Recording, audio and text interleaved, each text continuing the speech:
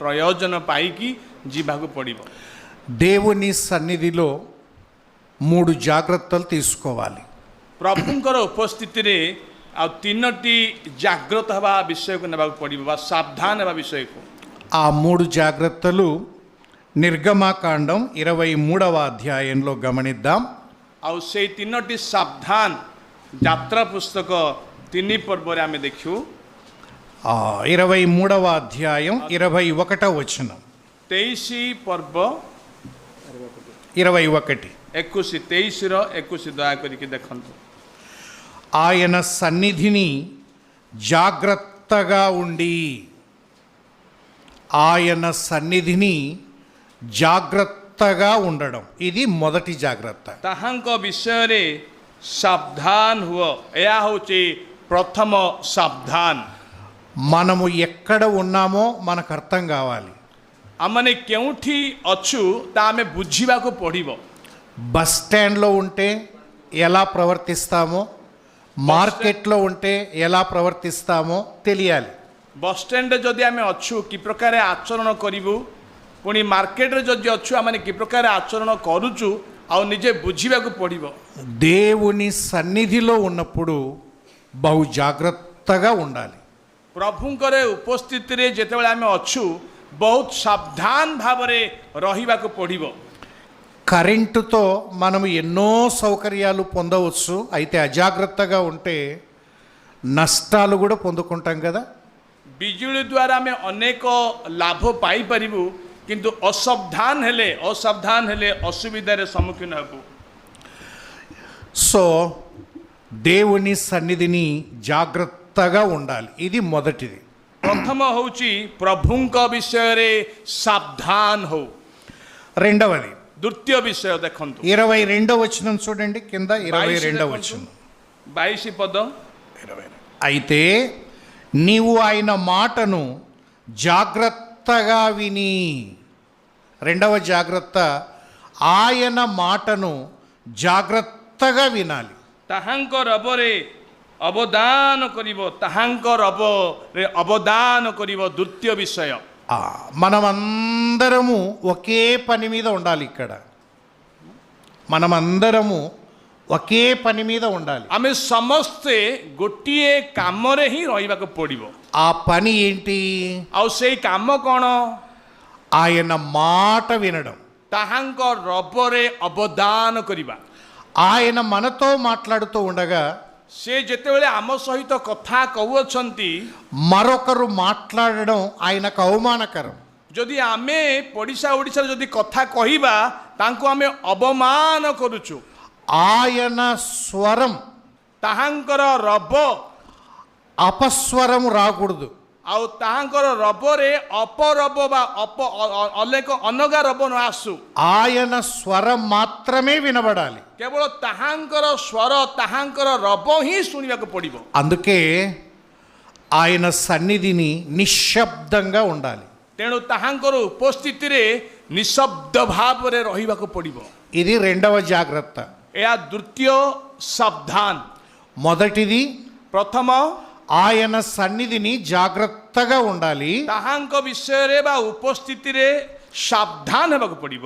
రెండవది ଦ୍ୱିତୀୟ ବିଷୟ, ఆయన మాటను జాగ్రత్తగా వినాలి। ତାହାଙ୍କ ରବ ଶୁଣିବାରେ ସାବଧାନ ହେବାକୁ ପଡ଼ିବ। మూడవ జాగ్రత్త ତୃତୀୟ ବିଷୟ, అదే అధ్యాయంలో 13వ వచనం। 13వ ସେଇ వచనం, ପର୍ବ 13 ପଦ। నేను మీతో చెప్పిన వాటన్నిటినీ జాగ్రత్తగా గైకొనవలెను। ଆଉ ତୁମମାନଙ୍କୁ ଯାହା ଯାହା କହିଅଛି ସେ ସମସ୍ତ ବିଷୟରେ ସାବଧାନ ହୁଅ। జాగ్రత్తగా గైకొనవలెను। ସାବଧାନ ହୁଅ। వినేది ఎందుకు? କାହିଁକି ଶୁଣୁଛ? గైకొనడం కోసం। ତା ପାଳନ କରିବା ପାଇଁ। గైకొనకపోతే, ଯଦି ପାଳନ କରିବନି వినుట వల్ల ప్రయోజనమేమి? ତାହେଲେ ଶୁଣିବା ଦ୍ୱାରା କ'ଣ ପ୍ରୟୋଜନ? ఒకానొక డాక్టర్ ఉన్నాడు, ଜଣେ ଡକ୍ଟର ଅଛନ୍ତି। ఆయన పేరు మోసిన డాక్టరు। ଆଉ ବହୁତ ବଡ଼ ନାମ ଖ୍ୟାତି ଡାକ୍ତର। ఆయన 1-2 వారాల్లో జబ్బును తగ్గించగలడు। ଆଉ ସିଏ 2 ସପ୍ତାହରେ ରୋଗକୁ ସେ ଉଣା କରିଦେଇପାରନ୍ତି। ఒక యవనస్తునికి ఒక రోగం వస్తే ଜଣେ ଯୁବକକୁ ଗୋଟିଏ ରୋଗ ଆସିଲା। తల్లిదండ్రులు ఆ యవనస్తుని డాక్టర్ దగ్గర తీసుకొని వెళ్ళాడు. ଆଉ ପିତାମାତା ସେଇ ଯୁବକକୁ ଡକ୍ଟର ନିକଟକୁ ନେଇକି ଗଲେ। ఒక వారం అయింది, 2 వారాలు అయింది, 3 వారాలు అయింది, జబ్బు తగ్గడం లేదు. ପ୍ରଥମ ସପ୍ତାହ ହେଲା, ଦ୍ୱିତୀୟ ସପ୍ତାହ ହେଲା, ତୃତୀୟ ସପ୍ତାହ ହେଲା, ରୋଗ କମୁନି। తల్లిదండ్రులు సనగడం మొదలు పెట్టారు. ଆଉ ସେତେବେଳେ ତାଙ୍କ ବାପା ମା ଆଉ ସେମାନେ ଦୁଃଖିତ ହେବାକୁ ଲାଗିଲେ। పెద్ద డాక్టర్ అంటారు, మా వాడికి రోగం తగ్గలేదు. ଏମାନେ ଏ ଡକ୍ଟର ବହୁତ ବଡ଼ ଡକ୍ଟର ବୋଲି କହୁଛି, କିନ୍ତୁ ମୋ ପୁଅକୁ ରୋଗ ସୁସ୍ଥ ହୋଇନି। డాక్టర్ దాన్ని గ్రహించాడు. ଆଉ ତାହା ଡକ୍ଟର ବୁଝିଲେ। తల్లిదండ్రులను బయటికి పంపించి ଆଉ ବାପା ମାଆକୁ ବାହାରକୁ ପଠେଇ యవనస్తుని కూర్చోబెట్టి అడిగాడు. ଆଉ ସେଇ ଯୁବକକୁ ବସେଇକି ପଚାରିଲେ, ప్రతి వారం జాగ్రత్తగా వస్తున్నావా అని అడిగాడు. ପ୍ରତ୍ୟେକ ସପ୍ତାହରେ ଆପଣ କ'ଣ ସାବଧାନରେ ଆସୁଅଛ କି? వస్తున్నాను సార్ అన్నాడు. ହଁ ଆସୁଛି ଆଜ୍ଞା କହିଲେ। రెండవది, ତୃତୀୟ ବିଷୟ, ప్రతిసారి వ్రాసినటువంటి టాబ్లెట్లన్నీ కొంటున్నావా అన్నాడు. ମୁଁ ଯାହା ଯାହା ଔଷଧ ଲେଖିଛି ତାହା ସବୁ କିଣିଛ କି କହିଲେ।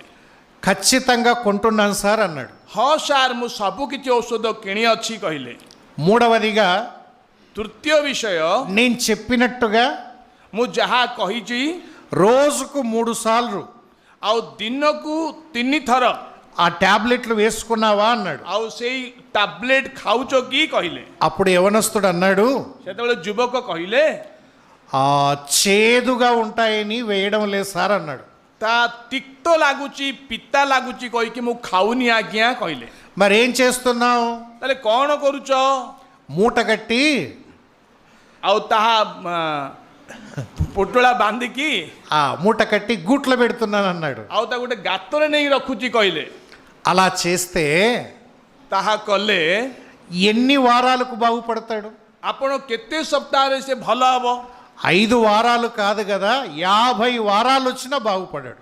ଆଉ ସିଏ 5 ସପ୍ତାହ ନୁହଁ, 50 ସପ୍ତାହ ହେଲେ ବି ଭଲ ହେବନି। మనము కూడా ଆମେ ମଧ୍ୟ పరమ వైద్యుని దగ్గరికి వచ్చాం. ଆମେ ସେଇ ପରମ ବୈଦ୍ୟ ନିକଟକୁ ଆସିଲୁ। ఆయన మనల్ని బాగు చేసేవాడు. ଆଉ ସେ ଆମମାନଙ୍କୁ ଭଲ କରିବା ବ୍ୟକ୍ତି ଅଟନ୍ତି। ఎప్పుడు? କେବେ? ఆయన చెప్పిన మాటను గైకొన్నప్పుడు. ତାହାଙ୍କର ରବ ଯେତେବେଳେ ପାଳନ କରିବୁ, ତାଙ୍କର ଆଜ୍ଞା ପାଳନ କରିବା ସମୟରେ, గైకొన్నప్పుడే ଆଉ ପାଳନ କରିବା ସମୟରେ వాక్యం విలువ మనకు అర్థమవుతుంది. ବାକ୍ୟର ମୂଲ୍ୟ ଆମେ ଜାଣିପାରିବୁ। గైకొనప్పుడు ଯଦି ଆମେ ପାଳନ କରିବୁନୁ, వాక్యం విలువ ఎలా అర్థమవుతుంది? ବାକ୍ୟର ମୂଲ୍ୟ କେମିତି ଜାଣିବ? టాబ్లెట్ విలువ ఎప్పుడు అర్థమవుతుంది? ସେଇ ଆଉ ସେ ଔଷଧର ମୂଲ୍ୟ କେବେ ଜାଣିବ? చూసినప్పుడు అర్థం కాదు, ତା ଦେଖିବା ମାତ୍ରେ ବୁଝିପାରିବନି, కొన్నప్పుడు అర్థం కాదు, କିଣିବା ମାତ୍ରେ ବୁଝିପାରିବନି, అది మింగినప్పుడే అర్థమవుతుంది. ଆଉ ତାହା ଯେତେବେଳେ ଆମେ ଖାଉଛୁ ବା ଢୁକିବା ସମୟରେ ହିଁ ବୁଝିପାରିବ। అందుకే ସେଥିପାଇଁ శ్రద్ధగా దేవుని వాక్యాన్ని గైకొనాలి. ତେଣୁ ଅତି ଶ୍ରଦ୍ଧା ଭାବରେ ବାକ୍ୟକୁ ପାଳନ କରନ୍ତୁ। 3 జాగ్రత్తలు ఎప్పుడైనా పాటించండి. ଏଇ 3ଟି ସାବଧାନ ସର୍ବଦା ପାଳନ କର। నేను ఎక్కడికి వెళ్తున్నాను? ମୁଁ କେଉଁଠିକି ଯାଉଛି? దేవుని సన్నిధానానికి వెళ్తున్నాను. ଈଶ୍ୱରଙ୍କର ଉପସ୍ଥିତିକୁ ମୁଁ ଯାଉଛି। ఎందుకు వెళ్తున్నాను? କାହିଁକି ଯାଉଛି? ఆయన మాట వినడానికై వెళ్తున్నాను. ତାହାଙ୍କର ସ୍ୱର ଶୁଣିବା ପାଇଁ ଯାଉଛି। తర్వాత ఏం చెయ్యాలి? ତୃତୀୟ ବିଷୟ, ମୁଁ କ'ଣ କରିବାକୁ ପଡ଼ିବ? ఆయన మాటను గైకొనాలి. ତାହାଙ୍କର ବାକ୍ୟ ପାଳନ କରିବାକୁ ପଡ଼ିବ। అప్పుడు ప్రయోజనం పొందుకుంటాం. ତେବେ ଆମମାନେ ପ୍ରୟୋଜନ ପାଇବୁ। ఈ ఉదయకాలం ଏଇ ପ୍ରଭାତ କାଳୀନ ସମୟରେ అటువంటి జాగ్రత్తలు తీసుకొని ଆଉ ସେଇ ପ୍ରକାର ସାବଧାନ ହୋଇ దేవుని వాక్యాన్ని ధ్యానం చేసుకుందాం. ପ୍ରଭୁଙ୍କର ବାକ୍ୟ ଆମମାନେ ଧ୍ୟାନ କରୁ। రండి, ఆదికాండం ଆସନ୍ତୁ ଆଉ ଆଦି ପୁସ୍ତକ 23వ అధ్యాయము 23 ପର୍ବ 5, 6 కలిసి ఉన్నాయి తెలుగు బైబిల్లో. 5-6 ପଦ ତେଲୁଗୁ ବାଇବେଲରେ ମିରି ଅଛି। 5, 6 వచనాలు. ଆଉ 5-6 ପଦ। హేతు కుమారులు, అయ్యా మా మాట వినుము, నీవు మా మధ్యను మహారాజవై ఉన్నావు. ଆଦି ପୁସ୍ତକ 23:5-6 ତହୁଁ ହେତର ସନ୍ତାନମାନେ ଅବ୍ରାହମକୁ ଉତ୍ତର କଲେ, ହେ ପ୍ରଭୁ, ଆମ୍ଭମାନଙ୍କର କଥା ଶୁଣନ୍ତୁ। ଆପଣ ଆମ୍ଭମାନଙ୍କ ମଧ୍ୟରେ ପରାକ୍ରାନ୍ତ ରାଜା। చాలు చిన్న మాట ప్రార్థన చేసుకుందాం. ଆସନ୍ତୁ ଛୋଟ ପ୍ରାର୍ଥନା କରିବେ ଆଜ୍ଞା। దయగల మా తండ్రి, ଦୟାର ପରମେଶ୍ୱର, పరిశుద్ధుడా, ପବିତ୍ର ପିତା, మహోన్నతుడా, ମହାନ ପରମେଶ୍ୱର, మీ పాదాలకు స్తోత్రాలు. ତୁମରି ପାଦକୁ ଆମେ ନମସ୍କାର କରୁଛୁ। మీ వల్లనే బ్రతుకుచూ ఉన్నాం, ତୁମ ଦ୍ୱାରା ହିଁ ଆମେ ବଞ୍ଚୁଅଛୁ। చెల్లిస్తూ ఉన్నాం, ଆମେ ଧନ୍ୟବାଦ ଦଉଛୁ। ఉనికి కలిగి ఉన్నాం. ଆମମାନେ ଭୟ ହେଇକି ଅଛୁ। అందును బట్టి మీకు స్తోత్రాలు. ଏଥିପାଇଁ ପ୍ରଭୁ ଆମେ ତୁମରି ସ୍ତୁତିବାଦ କରୁଅଛୁ। ఈ ఉదయకాలం ଏଇ ପ୍ରଭାତକାଳୀନ మీరు ସମୟରେ అనుగ్రహించిన ତୁମେ ଆମମାନଙ୍କୁ ଦେଇଥିବା ସମୟ, మీ సన్నిధి కొరకై స్తోత్రాలు. ତୁମରି ଉପସ୍ଥିତି ନିମନ୍ତେ ଧନ୍ୟବାଦ ଦଉଛୁ। తీసుకొని వచ్చిన ଏ ପ୍ରସ୍ତୁତ ଏ ସମସ୍ତେ ଆଶ୍ରିତ ପ୍ରିୟମାନଙ୍କ, దైవ సేవకులను బట్టి, ପ୍ରଭୁଙ୍କର ଦାସମାନଙ୍କ ନିମନ୍ତେ, పరిశుద్ధులందరిని బట్టి ଆଉ ପବିତ୍ର ଲୋକମାନ ସମସ୍ତଙ୍କ ପ୍ରତି మీకు స్తోత్రాలు. ପ୍ରଭୁ ମୁଁ ତୁମକୁ ଧନ୍ୟବାଦ ଦଉଛୁ। ఆశగల ప్రాణాన్ని ଯେଉଁମାନେ ଆଶାରେ ଆସିଅଛନ୍ତି తీర్చే దేవుడు, ଆଉ ସେମାନଙ୍କୁ ତୁମେ ତୃପ୍ତି କରିବା ପରମେଶ୍ୱର। మా ఆశను కూడా తీర్చమని, ଆମମାନଙ୍କର ଆଶାକୁ ତୁମେ ତୃପ୍ତି କର ବୋଲି, నన్ను మరుగు చేసి మాట్లాడమని ମୋତେ ହଜାଇ ତୁମେ କଥା କୁହ ବୋଲି, మా ప్రభువును, ଆମମାନଙ୍କର ପ୍ରଭୁ, మా మంచి బోధకుడైన ଆମମାନଙ୍କର ଉତ୍ତମ ଗୁରୁ యేసుక్రీస్తు నామమున ପ୍ରଭୁ ଯୀଶୁ ଖ୍ରୀଷ୍ଟଙ୍କ ନାମରେ స్తోత్రము చెల్లించి వేడుకుంటున్నాము తండ్రి. ଧନ୍ୟବାଦ ଦେଇ ମାଗୁଅଛୁ ପିତା। ఆమేన్. మంచిది ప్రియులరా. ଭଲ ପ୍ରିୟମାନେ, ఆదికాండం 23వ అధ్యాయం 5వ వచనములో హేతు కుమారులు అబ్రహామును చూచి ఇలా అన్నాడు. ଆଉ 23:5 ଆମେ ଦେଖିଲୁ, ହେତର ସନ୍ତାନମାନେ ଅବ୍ରାହମକୁ ଦେଖି ଏଇ ପ୍ରକାରେ ଉତ୍ତର ଦେଲେ, నీవు మా మధ్యను మహారాజవై ఉన్నావు. ଆପଣ ଆମ୍ଭମାନଙ୍କ ମଧ୍ୟରେ ପରାକ୍ରାନ୍ତ ରାଜା ଅଟନ୍ତି। అబ్రహాము జీవితం మహారాజు లెక్క ఉన్నాడు. ଆଉ ଅବ୍ରାହମଙ୍କର ଜୀବନୀ ଏକ ପରାକ୍ରାନ୍ତ ରାଜା ତୁଲ୍ୟ ଅଛନ୍ତି। ఇతరులు దానిని గుర్తించారు. ଆଉ ତା ଅନ୍ୟମାନେ ଚିହ୍ନି ପାରିଲେ।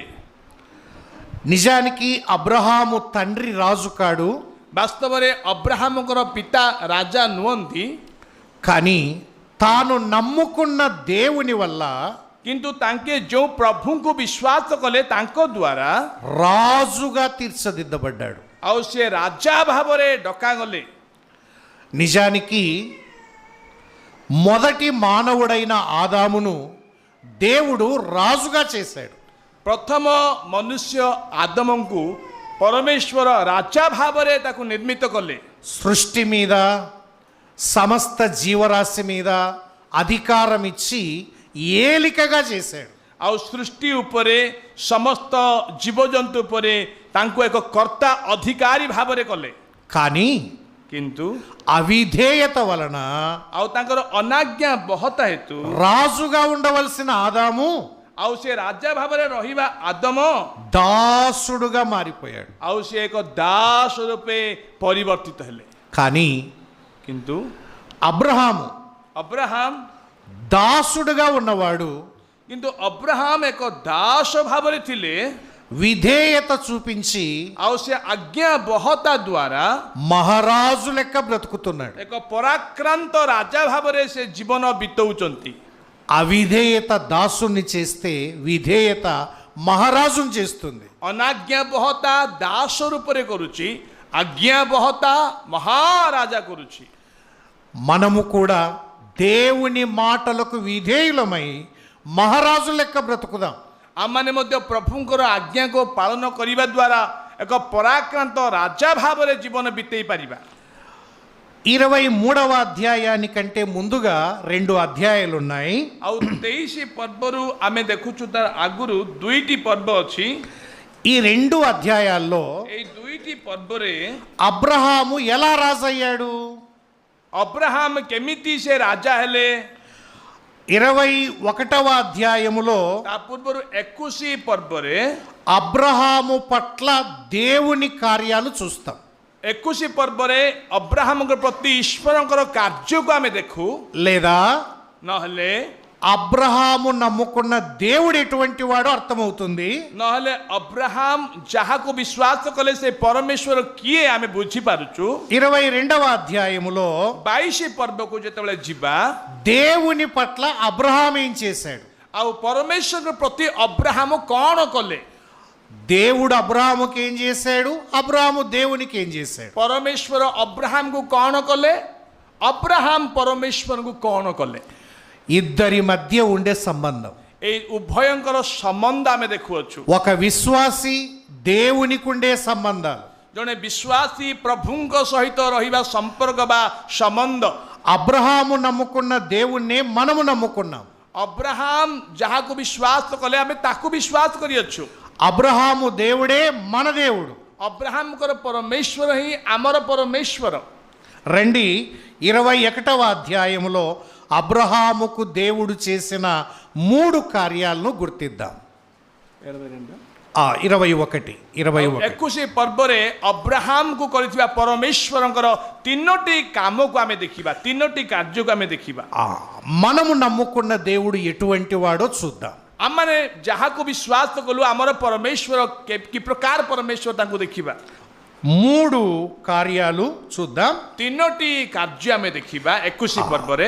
21వ అధ్యాయం 1వ వచనం. 21ର 1 ପଦ ଦେଖନ୍ତୁ. యెహోవా తాను చెప్పిన ప్రకారం షారాను దర్శించెను. యెహోవా తానిచ్చిన మాట చొప్పున షారాను గూర్చి చేసెను. ଅନନ୍ତର ସଦାପ୍ରଭୁ ଆପଣା ବାକ୍ୟ ଅନୁସାରେ ସାରାର ତତ୍ତ୍ୱଧାନ କଲେ. ପୁଣି ସଦାପ୍ରଭୁ ଯାହା କହିଥିଲେ ସାରା ପ୍ରତି ତାହା କଲେ. చూడండి, తానిచ్చిన మాట చొప్పున చేసెను. ଆମେ ଦେଖୁଛୁ ଆପଣା ବାକ୍ୟ ଅନୁସାରେ ସାରାର ତତ୍ତ୍ୱଧାନ କଲେ. తాను చెప్పిన ప్రకారము చేసెను. ସେ ଯାହା କହିଥିଲେ ସାରା ପ୍ରତି ତାହା କଲେ. చెప్పిన ప్రకారము చేయడం, ఇచ్చిన మాట చెయ్యడం దేన్ని సూచిస్తుంది? ବାକ୍ୟ ଅନୁସାରେ ସାରାର ତତ୍ତ୍ୱଧାନ କରିବା, ପୁଣି ସଦାପ୍ରଭୁ ଯାହା କହିଥିଲେ ତାହା କରିବା, ଏହା କେଉଁଥିପାଇଁ କ'ଣ ସୂଚଉଛି? ఆయన నమ్మదగిన దేవుడు అని మనకు అర్థమవుతుంది. ସେ ବିଶ୍ୱସ୍ତ ପରମେଶ୍ୱର ବୋଲି ଆମେ ବୁଝିପାରୁଛୁ. ఎంతైనా నమ్మదగిన దేవుడు. ସେ ମହାନ ସବୁବେଳେ ବିଶ୍ୱସ୍ତ ପରମେଶ୍ୱର. ఆయన చెప్పినది నెరవేర్చేవాడు. ଆଉ ସେ ଯାହା କହନ୍ତି ତାହା କରନ୍ତି ମଧ୍ୟ. సంఖ్యాకాండం 23వ అధ్యాయం 19వ వచనాన్ని కూడా చూద్దాం. సంఖ్యాకాండం 23వ అధ్యాయం 19వ వచనం. ଗଣନା 23ର 19 ପଦ ବି ଦେଖିବା. దేవుడు అబద్ధమాడుటకు ఆయన మానవుడు కాడు. ପରମେଶ୍ୱର ମନୁଷ୍ୟ ନୁହନ୍ତି ଯେ ସେ ମିଥ୍ୟା କହିବେ. పశ్చాత్తాపడుటకు ఆయన నరపుత్రుడు కాడు. ସେ ମନୁଷ୍ୟ ସନ୍ତାନ ନୁହନ୍ତି ଯେ ସେ ଅନୁତାପ କରିବେ. ఆయన చెప్పి చేయకుండా ସେ କହିଅଛନ୍ତି ଆଉ ସେ କି ତାହା କରିବେ ନାହିଁ. మనము నమ్ముకున్న దేవుడు చెప్పినది చేసే దేవుడు. ଆମେ ଯାହାକୁ ବିଶ୍ୱାସ କରିଅଛୁ ସେ ଯାହା କହନ୍ତି ଆଉ ତାହା କରିବେ. ఆయన మాట తప్పని దేవుడు. ଆଉ ସେ କେବେ ବି ମିଥ୍ୟା କହିବେ ନାହିଁ. మాట తప్పడానికి ఆయన మానవుడు కాదు. ସିଏ ଯେ ମିଥ୍ୟା କହିବେ ଯେ ସେ ମନୁଷ୍ୟ ନୁହନ୍ତି. అబ్రహాముకు మాట ఇచ్చాడు. ଅବ୍ରାହାମକୁ କଥା ଦେଲେ, నీకు కుమారుణ్ణిస్తాను. ମୁଁ ତୁମ୍ଭକୁ ପୁତ୍ର ସନ୍ତାନ ଦେବି. ఎప్పుడు చెప్పాడు? କେବେ କହିଲେ? 17వ అధ్యాయంలో చెప్పాడు. 17 ପର୍ବରେ କହିଲେ, నీకు సంతానాన్ని ఇస్తాను. ମୁଁ ତୁମକୁ ସନ୍ତାନ ଦେବି କହିଲେ. చెప్పిన ప్రకారం షారా గర్భవతి అయింది. ଆଉ ବାକ୍ୟ ଅନୁସାରେ ପରମେଶ୍ୱର ଆଉ ସାରା ଗର୍ଭବତୀ ହେଲେ. వాగ్దానము చేసిన వాడు నమ్మదగినవాడు. ଯିଏ ପ୍ରତିଜ୍ଞା ଦେଇଛନ୍ତି ସେ ବିଶ୍ୱସ୍ତ ପରମେଶ୍ୱର ଅଟନ୍ତି.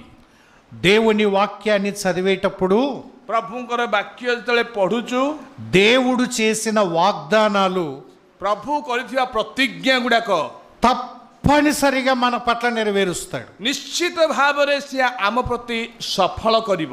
ఆయన ସେ అబద్ధమాడేవాడు కాదు. ସେ ମିଥ୍ୟା କହିବା ପରମେଶ୍ୱର ନୁହନ୍ତି। ఉదాహరణకి ଆଉ ବିଶେଷ କରି ఒక ఉదాହରଣ ఆ మత్తయి సువార్త ମାଥ୍ୟୁ ସୁସମାଚାର 6వ అధ్యాయం 6 పర్ବ 32వ వచనం.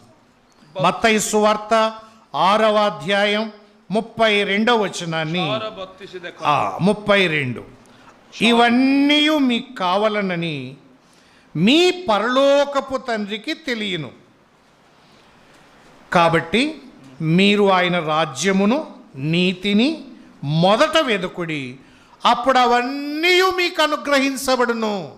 ଆମେ ଦେଖୁଛୁ ଏ ସମସ୍ତ ବିଷୟ ଯେ ତୁମମାନଙ୍କର ପ୍ରୟୋଜନ ତାହା ତୁମମାନଙ୍କର ସ୍ୱର୍ଗସ୍ଥ ପିତା ଜାଣନ୍ତି, କିନ୍ତୁ ତୁମେମାନେ ପ୍ରଥମରେ ତାହାଙ୍କ ରାଜ୍ୟ ଧାର୍ମିକତା ଅନ୍ୱେଷଣ କର, అప్పుడు అవన్నీ మీకు అనుగ్రహించబడును. ଆଉ ଏଇ ସମସ୍ତ ବିଷୟ ମଧ୍ୟ ତୁମମାନଙ୍କୁ ଦିଆଯିବ। ఏవి? କ'ଣ? మీకు కావలసినవన్నీ. ଆଉ ଯାହା ତୁମମାନଙ୍କର ପ୍ରୟୋଜନ। అనుమానం ఉందా? କୌଣସି ସନ୍ଦେହ ଅଛି କି దేవుడు నా అవసరాలు తీరుస్తాడా? ପରମେଶ୍ୱର କ'ଣ ମୋର ଆବଶ୍ୟକତା ପୂରଣ କରିବେ କି? దేవుడు నమ్మదగినవాడు. ପରମେଶ୍ୱର ବିଶ୍ୱସ୍ତ ପରମେଶ୍ୱର ଅଟନ୍ତି। ఆయన మాట ఇచ్చి నెరవేర్చువాడు. ସେ କଥା ଦେଇକି ସଫଳ କରିବା ପରମେଶ୍ୱର। మన అవసరాలన్నీ 100% తీర్చేవాడు. ଆଉ ସେ ଆମମାନଙ୍କର ଆବଶ୍ୟକତା 100କୁ 100% ଭାବରେ ପୂର୍ଣ୍ଣ କରିବେ। మనము మొదట ఆయన రాజ్యాన్ని నీతిని వెతకాలి. ପ୍ରଥମେ ଆମେ ତାହାଙ୍କର ରାଜ୍ୟ ଆଉ ଧାର୍ମିକତା ଅନ୍ୱେଷଣ କରିବାକୁ ପଡ଼ିବ। మనము నమ్ముకున్న దేవుడు, ଆମେ ଯାହାକୁ ବିଶ୍ୱାସ କରିଛୁ ସେଇ ପରମେଶ୍ୱର ఆయన నమ్మదగినవాడు. ସେ ବିଶ୍ୱସ୍ତ ପରମେଶ୍ୱର ଅଟନ୍ତି। ఆయన వాగ్దానం చేసిన ప్రతి మాటను నెరవేర్చేవాడు. ଆଉ ସେ ଯେଉଁ ପ୍ରତିଜ୍ଞା ଗୁଡାକ ଦେଇଛନ୍ତି ସବୁ ସଫଳ କରିବେ। మన ప్రతి అవసరాన్ని తీర్చేవాడు. ସେ ଆମମାନଙ୍କର ପ୍ରତ୍ୟେକ ପ୍ରୟୋଜନ ବିଷୟ ଗୁଡିକ ପୂରଣ କରିବେ। అనుమానం ఉండాల్సిన పని లేదు. କୌଣସି ସନ୍ଦେହ କରିବାର ଦରକାର ନାହିଁ। ఆ సమయం వచ్చినప్పుడు ఆ అవసరాన్ని తీరుస్తాడు. ଯେତେବେଳେ ସମୟ ଆସିବ ସେ ସବୁ ଅଭାବକୁ ପୂରଣ କରିବେ। మొదటిది ఆయన మాట ఇచ్చి నెరవేర్చు దేవుడు. ପ୍ରଥମ ବିଷୟ ସିଏ କଥା ଦେଇକି ସଫଳ କରିବା ପରମେଶ୍ୱର, నమ్మదగిన దేవుడు. ବିଶ୍ୱସ୍ତ ପରମେଶ୍ୱର। రెండవ సంగతి చూద్దాం రండి. ଦ୍ୱିତୀୟ రెండవ ବିଷୟ సంగతి ଦେଖିବା ଆସନ୍ତୁ। ఆ ఆదికాండం 21వ అధ్యాయం 2వ వచనాన్ని చూద్దాం. ఆదికాండం 21:2. ଆଉ ସେ ଆଦି ପୁସ୍ତକ 21 ପର୍ବର 2 ପଦ ଦେଖିବା। ఎట్లనగా దేవుడు అబ్రహాముతో చెప్పిన నిర్ణయ కాలములో శారా గర్భవతి అయి అతని ముసలితనమునందు అతనికి కుమారుని కనెను. ତହିଁରେ ସାରା ଅବ୍ରାହମଙ୍କର ବୃଦ୍ଧାବସ୍ଥାରେ ଗର୍ଭବତୀ ହୋଇ ପରମେଶ୍ୱରଙ୍କ ଦ୍ୱାରା ନିରୂପିତ ସମୟରେ ପୁତ୍ର ପ୍ରସବ କଲେ। ఆ మాట చూడండి, నిరూపిత సమయం. ସେଇ ଶବ୍ଦ ଦେଖନ୍ତୁ, ନିରୂପିତ ସମୟରେ। నిర్ణయ కాలములో ନିରୂପିତ ସମୟରେ దేవుడు మాట నెరవేరుస్తాడు. ପରମେଶ୍ୱର ତାଙ୍କର ବାକ୍ୟକୁ ସଫଳ କରିବେ। ఎప్పుడు నెరవేరుస్తాడు? କେବେ ସଫଳ କରିବେ?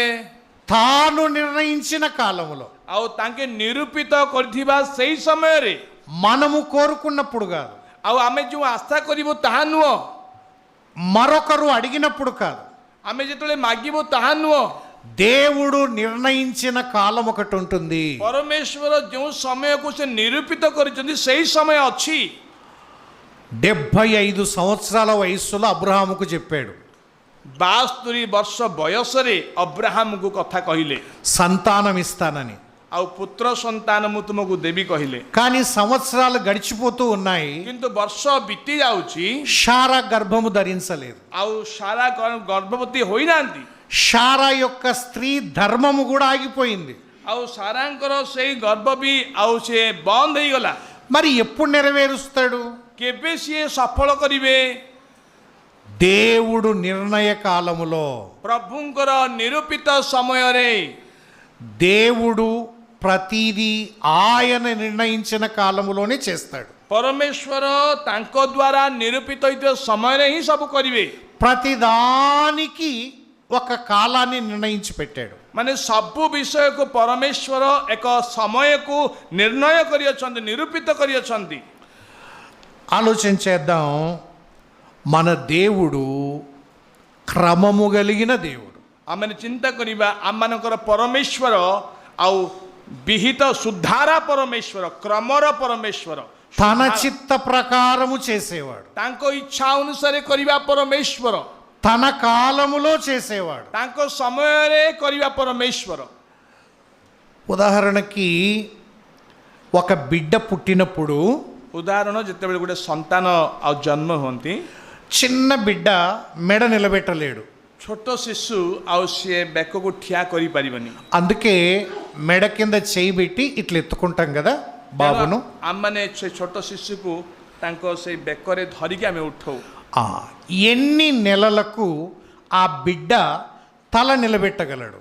କେତେ ମାସ ପରେ ତା ସେ ମୁଣ୍ଡଟା ଉଠେଇ ପାରିବ? ఎన్ని నెలలకు చెప్పండి? କୁହନ୍ତୁ କେତେ ମାସ ପରେ? 3 లేదా 4 నెలలు. 3 ନହେଲେ 4 ମାସ ପରେ। ఇప్పుడు ప్రశ్న, పుట్టిన బిడ్డ తల నిలబెట్టాలంటే ఏమి చేయవలెను? ଯଦି ଜନ୍ମ ହେବା ପୁଅ ବା ଝିଅ ବା ସନ୍ତାନ ମୁଣ୍ଡ ଟେକିବା ପାଇଁ ହେଲେ କ'ଣ କରିବାକୁ ପଡ଼ିବ? ఏం చేయాలి? କ'ଣ କରିବାକୁ ପଡ଼ିବ? ఏమి చేయకుండా ఊరుకుండాలి 4 నెలలు. ଆମେ କିଛି ନ କରିକି ବି ଚୁପଚାପରେ ବସିବାର ଅଛି 4 ମାସ। అదంతటదే నిలబడుతుంది. దానంతటదే మెడ నిలబడుతుంది. ଅଟୋମେଟିକ୍ ଭାବରେ ସେ ମୁଣ୍ଡ ସେ ଉଠେଇବ। తర్వాత బిడ్డ ఎప్పుడు బోర్ల పడతాడు? ଆଉ ସେ ପୁଅ କେବେ ହାମ୍ବୁଡ଼ିବ ବା ପଡ଼ିବ? ఎన్ని నెలలకు? କେତେ ମାସକୁ? 6 నెలలకు. 6 ମାସ। బోర్ల పడడానికి మనం ఏం చేయాలి? ହେଲେ ସିଏ ହାମ୍ବୁଡ଼ିବା ପାଇଁ ବା ఎମିତି କ'ଣ କହିବେ? రోజు ఒకసారి తిప్పేయాలనా? చపాతి తిప్పినట్టుగా ପଡ଼ିବା ପାଇଁ କ'ଣ କହିବେ? ଆମେ କ'ଣ ଏମିତି ଟେକିକି ଏମିତି ପକେଇବା କି ତାଙ୍କୁ? చపాతి తిప్పినట్టు తిప్పితే వాని పొట్ట పగులుతుంది. ଯଦି ଆମେ ବୁଲେଇ ଦେବା ତାଙ୍କ ପେଟ ଫାଟିଯିବ। ఏమి చేయాల్సిన పని లేదు. ଆମେ କିଛି କରିବାର ଦରକାର ନାହିଁ। దేవుడు ఆ కాలాన్ని నిర్ణయించినాడు. ପରମେଶ୍ୱର ସେ ସମୟକୁ ନିରୂପିତ କରିଅଛନ୍ତି। 6 నెలలు రాగానే 6 ମାସ ଆସିବା ପରେ బిడ్డ తనంతట తానే బోర్ల పడతాడు. ଆଉ ସେଇ ଅଟୋମେଟିକ୍ ସେଇ ପୁଅ ସେମିତି ମାନେ ଉଲ୍ଟି ପଡ଼ିବ। ఎన్ని రోజులకు నడుస్తాడు బిడ్డ? ఎన్ని రోజులకు నడుస్తాడు? କେତେ ଦିନ ପରେ ଚାଲିବ? 1 ఇయర్, 1 సంవత్సరం. ଗୋଟେ ବର୍ଷ। 1 సంవత్సరం. ଗୋଟେ ବର୍ଷ। 1 సంవత్సరం ఆగితే ଗୋଟେ ବର୍ଷ ଯଦି ଆମେ ଅପେକ୍ଷା କରିବା, దేవుడు నిర్ణయించిన సామర్థ్యం ఆ బిడ్డకు వస్తుంది. ଆଉ ପ୍ରଭୁଙ୍କର ନିରୂପିତ ସମୟରେ ସିଏ ଆସିକି ଚାଲିବ। దేవుడు ప్రతిదానికో సమయాన్ని అలాట్ చేసి పెట్టాడు. ପରମେଶ୍ୱର ପ୍ରତ୍ୟେକ ବିଷୟ ପାଇଁ ଏକ ସମୟ ନିର୍ଣ୍ଣୟ କରିଛନ୍ତି ବା ନିରୂପିତ କରିଅଛନ୍ତି। తల నిలబెట్టడానికి 3 నెలలు, ଆଉ ମୁଣ୍ଡ ଉଠେଇବା ପାଇଁ 3 ମାସ, బోర్ల పడ్డానికి 6 నెలలు, ଉଲଟେଇବା ପାଇଁ 6 ମାସ, నేల మీద పాకడానికి 8 నెలలు, ଭୂମିରେ ଚାଲିବା ପାଇଁ 8 ମାସ, నడవడానికి సంవత్సరం, ଆଉ ସେ ଚାଲିବା ପାଇଁ ବର୍ଷେ, మాట్లాడడానికి 1.5 సంవత్సరాలు, ଆଉ କଥା ଲାଗିବା ପାଇଁ ପାଖାପାଖି 1.5 ବର୍ଷ। ఆయా కాలముల ప్రకారం ఉంటాయి. ଆଉ ତାଙ୍କର ସମୟ ଅନୁସାରେ ହୋଇଅଛି। తొందరపడితే చేయగలమా? ଯଦି ଆପଣ ଚଞ୍ଚଳ ହେବେ କରିପାରିବେ କି? 1 నెలకే బిడ్డ తల నిలబెట్టేటట్టు చేయగలమా? ଗୋଟିଏ ମାସରେ ତା ମୁଣ୍ଡକୁ ଉଠେଇ ପାରିବୁ କି? 6 నెలలకే నడిచేటట్టు చేయగలమా? 6 ମାସରେ ତାକୁ ଆମେ ଚଲେଇ ପାରିବୁ କି? ఏమీ చేయలేం. ଆମେ କିଛି କରିପାରିବାନି। అంతవరకు ఊరుకుండాలి. ଆଉ ସେଇ ସମୟ ପର୍ଯ୍ୟନ୍ତ ମୌନ ହେଇକି ରହିବା। ఇంకొక ఉదాహరణ, ଆଉ ଗୋଟିଏ ఉదాହରଣ, మామిడి పండు ఉంటుంది కదా, చెట్టు మీద మామిడి పండు. ଆଉ ଗଛରେ ଆମେ ଦେଖୁଛୁ ଆମ୍ବ ଅଛି। చెట్టు మీద మామిడి పండు మాగాలి అంటే ఏం చేయాలి? ଆଉ ସେଇ ଆମ୍ବ ଗଛ ଉପରେ ପାଚିବା ପାଇଁ ହେଲେ କ'ଣ କରିବାକୁ ପଡ଼ିବ? ఏమి చేయకూడదు, మాగేంత వరకు చూసుకుంటుండాలా. ଆଉ ଆମେ କିଛି କରିବା ଦରକାର ନାହିଁ, ସେ ପାଚିବା ପର୍ଯ୍ୟନ୍ତ ଆମେ ଅପେକ୍ଷା କରିବାକୁ ପଡ଼ିବ। కానీ କିନ୍ତୁ బలవంతంగా కోసి ଯଦି ଆପଣ ବଳତ୍କାର ଭାବରେ ତାକୁ ଆଉ ଟାଣି ଆଣି మందు వేసి ଔଷଧ ପକେଇ మాగబెడితే ଯଦି ଆପଣ ପଚେଇବେ, ఆ పండ్లు అంటాయంట, ଆଉ ସେ ଫଳ మమ్మల్ని బలవంతంగా మాగబెడుతున్నారు కదా, ଆଉ ସେ ଫଳ କହିବେ ଯେ ତୁମେ ବଳତ୍କାରରେ ଆମକୁ ପଚଉଛ, మమ్మల్ని తినే మిమ్మల్ని కూడా ମୁଁ ମଧ୍ୟ ତୁମକୁ బాగా మాగబెడతా. ଭଲ ପଚେଇ ଦେବି. అందుకే రోగాలు వస్తున్నాయి. ତେଣୁ ରୋଗ ଗୁଡାକ ଆସୁଅଛି. మనిషి దేవుని సమయం వరకు ఎదురు చూడడం లేదు. ମନୁଷ୍ୟ ପରମେଶ୍ୱରଙ୍କ ନିରୂପିତ ସମୟକୁ ଅପେକ୍ଷା କରୁନି. ప్రతి దానికి ఓ సమయం ఉంది. ପ୍ରତ୍ୟେକ ବିଷୟ ପାଇଁ ଏକ ସମୟ ଅଛି. ఎదురు చూడాలి. ତା ଆମେ ଅପେକ୍ଷା କରିବାକୁ ପଡିବ. పితరులు ఇశ్రాయేలీలు ଆଉ ପିତୃପୁରୁଷ ଆମର ଇସ୍ରାଏଲୀୟ ମାନେ ఎర్ర సముద్రం దగ్గరికి వచ్చినప్పుడు ଆଉ ସେମାନେ ସୁଫ ସାଗର ନିକଟକୁ ଆସିବା ବେଳେ ఎదురుగ్గా ఎర్ర సముద్రం ఉంది, ସେମାନଙ୍କ ସମ୍ମୁଖରେ ଆଉ ସୁଫ ସାଗର, వెనుక సైన్యం వస్తుంది. ଆଉ ସେମାନଙ୍କର ପଛରେ ଫାରଙ୍କର ସୈନ୍ୟ ମାନେ ଆସୁଛନ୍ତି. మోషే ఏం చెప్పాడు? ମଶା କଣ କହିଲେ? ఈ రాత్రి ଏଇ ଆଜି ରାତିରେ దేవుడు కలగజేయు రక్షణను ପରମେଶ୍ୱରଙ୍କର ଉଦ୍ଧାର କାର୍ଯ୍ୟ ఊరక నిలుచుండి చూడుడి. ତମେ ଠିଆ ହୋଇକି ଦେଖ. ఏం చేయాలి? କଣ କରିବାକୁ ପଡିବ? సముద్రాన్ని దాటలేం, ସମୁଦ୍ରକୁ ସେମାନେ ପାର ହୋଇପାରିବେନି, శత్రువులతో పోరాడలేం, ଶତ୍ରୁମାନଙ୍କ ସହିତ ଯୁଦ୍ଧ କରିପାରିବେନି. దేవుడిచ్చు రక్షణ కొరకై ఎదురు చూడాలి. ପରମେଶ୍ୱର ଦେବା ପରିତ୍ରାଣ ନିମନ୍ତେ ଠିଆ ହେଇକି ଦେଖିବାକୁ ପଡିବ. దేవుడు ପରମେଶ୍ୱର సముద్రములో మార్గాన్ని చూపించాడు. ପରମେଶ୍ୱର ସେଇ ସୁଫ ସାଗରରେ ପଥ ଦେଖେଇଲେ. అంతవరకు ఊరుకొండాలి. ଆଉ ସେଇ పର୍ଯ୍ୟନ୍ତ ସେମାନେ ମౌନ ହେଇକି ରହିଲେ. దేవుని దగ్గర తొందరపడకూడదు. ପରମେଶ୍ୱରଙ୍କ ନିକଟରେ ଚଞ୍ଚଳ ହୁଅ ନାହିଁ. తొందరపడితే తప్పు నిర్ణయాలు తీసుకుంటాం. ଯଦି ଆପଣ ଚଞ୍ଚଳ ହେବେ ଭୁଲ ନିଷ୍ପତ୍ତି ନେଇଯାଇପାରିବେ. అబ్రహాము భార్య కూడా ఒక నిర్ణయం తీసుకుంది త్వరపడి. ଅବ୍ରାହାମଙ୍କର ସ୍ତ୍ରୀ ମଧ୍ୟ ସେ ଭୁଲ ନିଷ୍ପତ୍ତି ନେଲେ ଚଞ୍ଚଳ ହୋଇ. ఇష్మాయేలు పుట్టాడు. ଇସ୍ମାଇଲ ଜାତ ହେଲେ. ఎన్నో సమస్యలకు కారణమయ్యాడు. ఎన్నో సమస్యలకు కారణమయ్యాడు. ଆଉ ଅନେକ ସମସ୍ୟାର କାରଣ ହେଲେ. తొందరపడి నిర్ణయం తీసుకోవద్దండి. ଦୟାକରିକି କେହି ବି ଚଞ୍ଚଳ ହେଇକି ଭୁଲ ନିଷ୍ପତ୍ତି ନିଅନ୍ତୁ ନାହିଁ. ప్రార్థన చేయడమే మన పని. ପ୍ରାର୍ଥନା କରିବା ହିଁ ଆମମାନଙ୍କର କର୍ତ୍ତବ୍ୟ ବା କାମ. దేవుడు జవాబిచ్చేంత వరకు ఎదురు చూడాలి. ପ୍ରଭୁ ଉତ୍ତର ଦେବା ପର୍ଯ୍ୟନ୍ତ ଆମେ ଅପେକ୍ଷା କରୁ. దేవుణ్ణి మనం బలవంతం పెట్టలేము. ପ୍ରଭୁଙ୍କୁ ଆମେ ବଳତ୍କାର ନ କରୁ. ఆయన గడియారం సక్రమంగా తిరుగుతూ ఉంటుంది. ତାହାଙ୍କର ଘଡ଼ି କ୍ରମ ଭାବରେ ବୁଲୁଛି. మన గడియారం నమ్మదగింది కాదు. ଆମମାନଙ୍କର ଘଡ଼ି ବିଶ୍ୱସ୍ତ ନୁହେଁ. దేవుడు జవాబు ఇచ్చేంత వరకు ఎదురు చూడండి. ପ୍ରଭୁ ଉତ୍ତର ଦେବା ପର୍ଯ୍ୟନ୍ତ ଅପେକ୍ଷା କରି ରୁହ. ఒకానొకసారి ଦିନେ ఒక వ్యక్తికి ఇద్దరు కూతుర్లు ఉన్నారు. ଆଉ ଜଣେ ବ୍ୟକ୍ତିଙ୍କୁ ଦୁଇଟି ଝିଅ ଅଛନ୍ତି. విశ్వాసుల కుటుంబం. ସେମାନେ ବିଶ୍ୱାସୀ ଗୃହ. పెద్ద కూతుర్ని ବଡ଼ ଝିଅକୁ కుండలు చేసేటువంటి కుమ్మరికి ఇచ్చాడు. ଆଉ ସେମାନେ କୁମ୍ଭାରକୁ ସେମାନେ ବାହା କରେଇଲେ. రెండవ కూతుర్ని ଆଉ ଦ୍ୱିତୀୟ ଝିଅକୁ ఆ వ్యవసాయం చేసే రైతుకి ఇచ్చాడు. ଆଉ ବ୍ୟବସାୟ ସେ କୃଷକ ଘରକୁ ଦେଲେ. కొద్ది రోజుల తర్వాత କିଛି ଦିନ ପରେ తండ్రి ବାପା కూతుర్ల కాపురాలు చూద్దామని బయలుదేరాడు. ଆଉ ଝିଅମାନଙ୍କର ସଂସାର ଦେଖିବା ପାଇଁ ବାହାରିଲେ. పెద్ద కూతురు దగ్గరికి వెళ్ళాడు. ବଡ଼ ଝିଅ ଘରକୁ ଗଲେ. అడిగాడు, ପଚାରିଲେ, అమ్మ బాగున్నారా? ଝିଅ ଭଲ ଅଛ କି? మీ వృత్తి బాగా జరుగుతుందా? ଆଉ ତୁମାନଙ୍କର వృత్తి ଭଲ ହଉଛି କି? అవును డాడీ, ହଁ ଡାଡି, దేవుని దయ వల్ల ପ୍ରଭୁଙ୍କ బాగా ଦୟାରେ బ్రతుకుతూ ఉన్నాం. ଭଲ ହଉଛି. దాదాపు 20,000 కుండలు తయారయ్యాయి.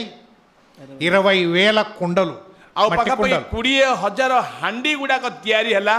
ఒక వారము రోజుల్లో ଆଉ ଗୋଟିଏ ସପ୍ତାହରେ వీటిని ఆవములో పెట్టి కాలుస్తాం.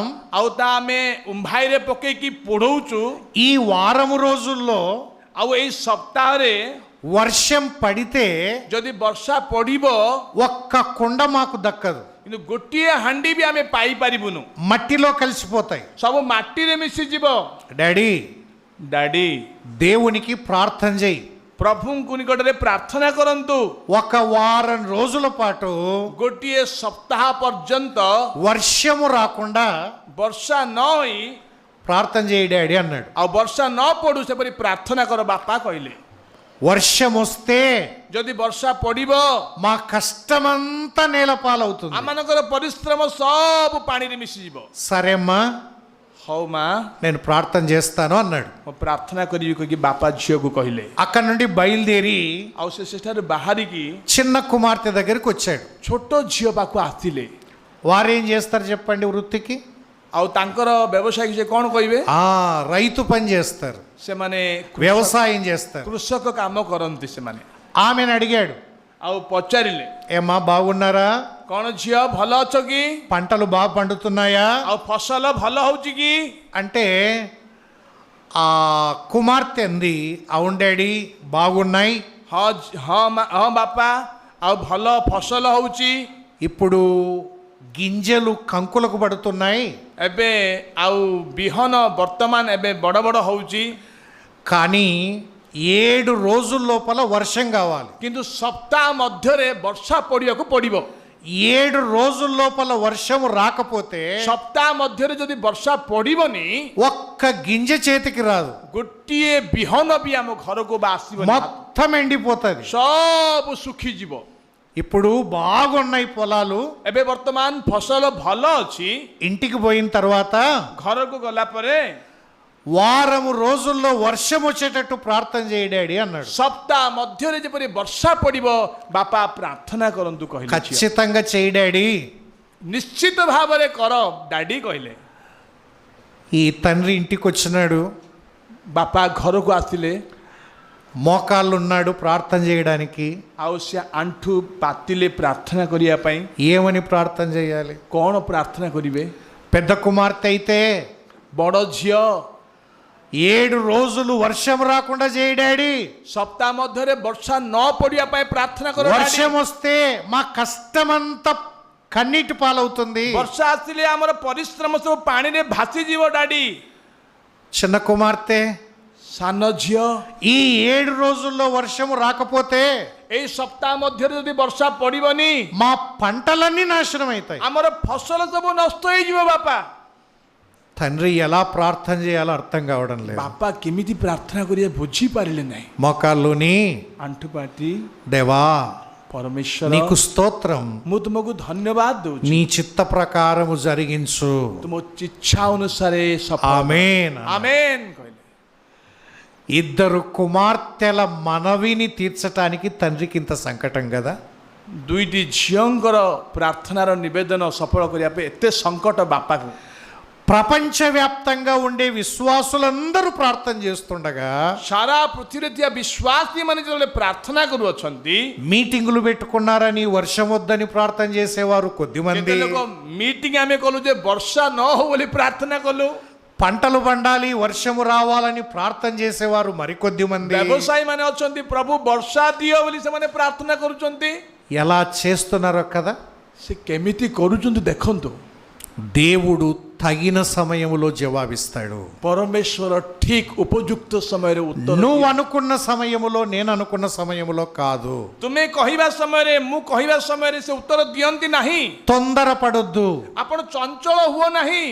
యేసు ప్రభు కనాను ఊరికి వివాహానికి వెళ్ళాడు కదా. ପ୍ରଭୁ ଯୀଶୁ ଖ୍ରୀଷ୍ଟ ସେ କାନାନ ନଗରକୁ ବାହାଘରକୁ ଗଲେ ନାହିଁ। ద్రాక్షారసం అయిపోయినప్పుడు ଦ୍ରାକ୍ଷାରସ ସରିଗଲା। మరియ వచ్చి యేసైతే ఇలా అనింది కదా. ଆଉ ମରିୟମ ଆସି ଯୀଶୁଙ୍କୁ କହୁଛନ୍ତି। ద్రాక్షారసం అయిపోయింది అని చెప్పినప్పుడు, ଦ୍ରାକ୍ଷାରସ ସରିଗଲା ଯେତେବେଳେ କହୁଛନ୍ତି నా సమయం ఇంకా రాలేదు. ଏପର୍ଯ୍ୟନ୍ତ ମୋ ସମୟ ଆସିନି କହିଲେ। పరిచారకులను చూసి ఆమె చెప్పిన మాట, ଆଉ ସେ ସେବକମାନଙ୍କୁ କହିଲେ ఆయన మీతో చెప్పునది చేయుడి. ସେ ଯାହା ତୁମକୁ କହୁଅଛନ୍ତି ତାହା କର କହିଲେ। ఆయన చెప్పినప్పుడు చేశాడు. ଆଉ ସେ ଯାହା କହନ୍ତି ତାହା କର କହିଲେ। అద్భుతాన్ని కల్లారా చూశారు. ଆଉ ଆଶ୍ଚର୍ଯ୍ୟ ସେମାନଙ୍କ ଚକ୍ଷୁରେ ଦେଖିଲେ। మన జీవితాల్లో ଆମ ଜୀବନରେ ମଧ୍ୟ ఆయన నిర్ణయించిన కాలములో జరగడానికి అనుమతించండి. ତାହାଙ୍କ ନିରୂପିତ ସମୟରେ ସଫଳ ହେବା ପାଇଁ ଆମେ ଅନୁମତି ଦେବାକୁ ପଡ଼ିବ। తొందరపడొద్దండి. ଚଞ୍ଚଳ ହୁଅ ନାହିଁ। మన వివాహ విషయములోను, ଆମମାନଙ୍କର ବିବାହ ବିଷୟରେ ମଧ୍ୟ, చదువు విషయములోను, ଆମମାନଙ୍କର ପଢା ବିଷୟରେ ମଧ୍ୟ, ఉద్యోగ విషయములోను, ଚାକିରି ବିଷୟରେ ମଧ୍ୟ, మన సంసార విషయములోను ଆମମାନଙ୍କର ସଂସାର ଜୀବନ ବିଷୟରେ ମଧ୍ୟ ఆయన నిర్ణయాలే జరగాలి. ତାହାଙ୍କର ନିର୍ଣ୍ଣୟ ହିଁ ସଫଳ ହେବାକୁ ପଡିବ। ఆయన చెప్పినట్టే జరగాలి. ସେ ଯାହା କହନ୍ତି ତାହା ହିଁ କରିବାକୁ ପଡିବ। కానీ మనకు చేతగానిది ఏంటంటే ఊరుకొండడం చేత కాదు. କିନ୍ତୁ ଆମମାନେ କ'ଣ ମାନେ ଆମେ କେବେ ବି ମୌନ ହେଇକି ରହିପାରିବାନି। ఊరుక ఉండండి. ମୌନ ହେଇକି ରୁହ। ఎర్ర సముద్రం కాడ ఊరుకోండి అని చెప్పాడు కదా. ଆଉ ସୁଫ ସାଗର ନିକଟରେ ମୌନ ହେଇକି ରୁହ କହିଲେନି। ఎవరో ఒకరు అనుకుంటున్నారట ఇట్లా అన్ని దేవుడు అంటే ఎక్కడ చేస్తాడు, మనం కొద్దిగా ఈత కొట్టుకుంటూ పోదాం. ଆଉ ଜଣେ କିଏ କହୁଛନ୍ତି ପୁଣି ପରମେଶ୍ୱର ସବୁ କ'ଣ କରିବେ, ଆମେ କେତେ ଲୋକ ପହଁରିକି ପଳେଇବା। మనం కొద్ది దూరం వెళ్తే దేవుడు కొంచెం సాయం చేస్తాడు. ଆମେ ଅଳ୍ପ ପହଁରିକି ଗଲେ ପରମେଶ୍ୱର ଅଳ୍ପ ସାହାଯ୍ୟ କରିବେ। అట్లా ఉండదు. ସେମିତି ରହିବନି। ఊరక నిలుచుండి చూడాలి. ମୌନ ହେଇକି ଠିଆ ହେଇକି ଦେଖ। దేవుని గొప్ప కార్యాలు కల్లారా చూస్తావు. ପରମେଶ୍ୱରଙ୍କର ମହାନ କର୍ମ ସ୍ୱଚକ୍ଷୁରେ ଦେଖିବୁ। నేటి దినాల్లో ଆଜି ଦିନ ଗୁଡ଼ାକରେ నిలబడి నీళ్లు తాగడానికి కూడా టైం లేదు. ଆଜି ଠିଆ ହେଇକି ପାଣି ପିଇବା ମଧ୍ୟ ଟାଇମ୍ ନାହିଁ। పరిగెత్తుకొని రావడం, పరిగెత్తుకొని పోవడం, ଦୌଡ଼ି ଆସିକି ଯିବା, ଦୌଡ଼ି ପଳେଇବା। తెల్లవారుజామున లేవడం, అర్ధరాత్రి నిద్రపోవడం. ଆଉ ସକାଳେ ଉଠିବା, ମଧ୍ୟରାତ୍ରିରେ ଶୋଇବା। ఏం సాధించినావు? କ'ଣ ଆପଣ ଲାଭ ఏం କଲେ? సంపాదించినావు? କ'ଣ ଆପଣ ଅର୍ଜନ କଲେ? ఇంత ప్రయాసపడి ଏତେ ପରିଶ୍ରମ କରି ఆయాసం వచ్చింది అంతే. ଆପଣ ଖାଲି ହାଲିଆ ହେଇଗଲେ, ପରିଶ୍ରମ ହେଇଗଲେ, ఏమి రాలేదు. କିଛି ଆସିନି। కానీ କିନ୍ତୁ దేవుని మీద ఆధారపడితే କିନ୍ତୁ ପ୍ରଭୁଙ୍କ ଉପରେ ନିର୍ଭର କଲେ, తన ప్రియులు నిద్రించుచుండగా ଆଉ ତାଙ୍କର ପ୍ରିୟମାନେ ଯେତେବେଳେ ନିଦ୍ରା ଯାଆନ୍ତି, వారికి ఇచ్చేవాడు దేవుడు. ଆଉ ସେମାନଙ୍କୁ ଦିଅନ୍ତି ପରମେଶ୍ୱର। మనము నమ్ముకున్న దేవుడు ଆମେ ଯାହାକୁ ବିଶ୍ୱାସ କରିଅଛୁ ସେଇ ପରମେଶ୍ୱର నమ్మదగిన దేవుడు. ବିଶ୍ୱସ୍ତ ପରମେଶ୍ୱର। రెండు, మనము నమ్ముకున్న దేవుడు ଆମେ ଯୋଉ ପରମେଶ୍ୱରକୁ ବିଶ୍ୱାସ କରିଛୁ, క్రమము కలిగిన దేవుడు. ଧାରାବାହିକ ପରମେଶ୍ୱର, କ୍ରମର ପରମେଶ୍ୱର। సౌలు రాజు మనకు తెలుసు కదా. ଆମେ ସମସ୍ତେ ଜାଣୁ ସାଉଲ ରାଜାଙ୍କୁ। సౌలు రాజును దేవుడు ప్రేమించి ఎన్నుకొని రాజును చేశాడు. ସାଉଲ ରାଜାଙ୍କୁ ସିଏ ପ୍ରେମ କରିକି ଏକ ରାଜା ଭାବରେ ଆଉ ନିଯୁକ୍ତ କଲେ ପରମେଶ୍ୱର। సింహాసనం ఇచ్చాడు, ଆଉ ସେ ସିଂହାସନ ଦେଲେ, అధికారాన్ని ఇచ్చాడు, ଅଧିକାର ଦେଲେ, గొప్ప స్థానంలో పెట్టాడు. ଆଉ ଉନ୍ନତ ସ୍ଥାନରେ ରଖିଲେ। మరి ఎందుకు పోగొట్టుకున్నాడు? କାହିଁକି ସେ ହରେଇ ଦେଲେ? తొందరపడ్డాడు. ଚଞ୍ଚଳ ହେଲେ। సమూయేలు రాకముందే ସାମୁଏଲ ଆସିବା ପୂର୍ବରୁ సమూయేలు చేయాల్సిన పనిని రాజు చేసేసాడు. ସାମୁଏଲ ଯୋଉ କାର୍ଯ୍ୟ କରିବା କଥା ରାଜା ନିଜେ କରିଦେଲେ। అవివేక పని చేశాడు. ମାନେ ବିବେକହୀନ କାମ କଲେ ସାଉଲ। పొందుకున్నవన్నీ పోగొట్టుకున్నాడు. ଯାହା ସବୁ ପାଇଥିଲେ ସବୁ ହରେଇ ଦେଲେ। మనం ఎన్ని పోగొట్టుకుంటున్నామో. ଆମେ କେତେ ହରେଇ ଦଉଛୁ। దయచేసి దేవుణ్ణి తొందర పెట్టొద్దండి. ଦୟା କରିକି ପରମେଶ୍ୱରଙ୍କୁ ନିକଟରେ ଚଞ୍ଚଳ ହୁଅ ନାହିଁ। ଚଞ୍ଚଳ ఆయన సమయములో ఆయన ఇస్తాడు. ତାହାଙ୍କର ନିରୂପିତ ସମୟରେ ସେ ଦେବେ। అందుకే పేతురు పత్రికలు రాశాడు కదా. ତେଣୁ ପିତର ପତ୍ରିକା ଲେଖିଲେନି, ఆయన బలిష్టమైన చేతుల క్రింద దీన మనస్కులై ఉండండి. ତାହାଙ୍କର ବଳବନ୍ତ ହସ୍ତ ତଳେ ନମ୍ର ହେଇକି ରୁହ। తగిన కాలములో హెచ్చించునట్లు. ଯଥା ସମୟରେ ସେ ଯେପରି ଉଠେଇବେ। దావీదు ఎప్పుడు పరిస్థితులను తన చేతులకు తీసుకోలేదు. దావీదు ఎన్నడూ తన చేతుల్లోకి తీసుకోలేదు. ଦାଉଦ କେବେ ବି ସେ ଆପଣ ହାତରେ କିଛି ନେଇନାହାନ୍ତି। సౌలును చంపటానికి సమయం దొరికినప్పటికీ, ସାଉଲଙ୍କୁ ବଧ କରିବା ପାଇଁ ସମୟ ମିଳିଲେ ମଧ୍ୟ దావీదు ఆ పని చేయలేదు. କିନ୍ତୁ ଦାଉଦ ସେଇ କାମ କରିନାହାନ୍ତି। దావీదు దేవుని సమయం కొరకు ఎదురు చూచాడు. ଦାଉଦ ପରମେଶ୍ୱରଙ୍କର ସମୟ ପାଇଁ ଅପେକ୍ଷା କଲେ।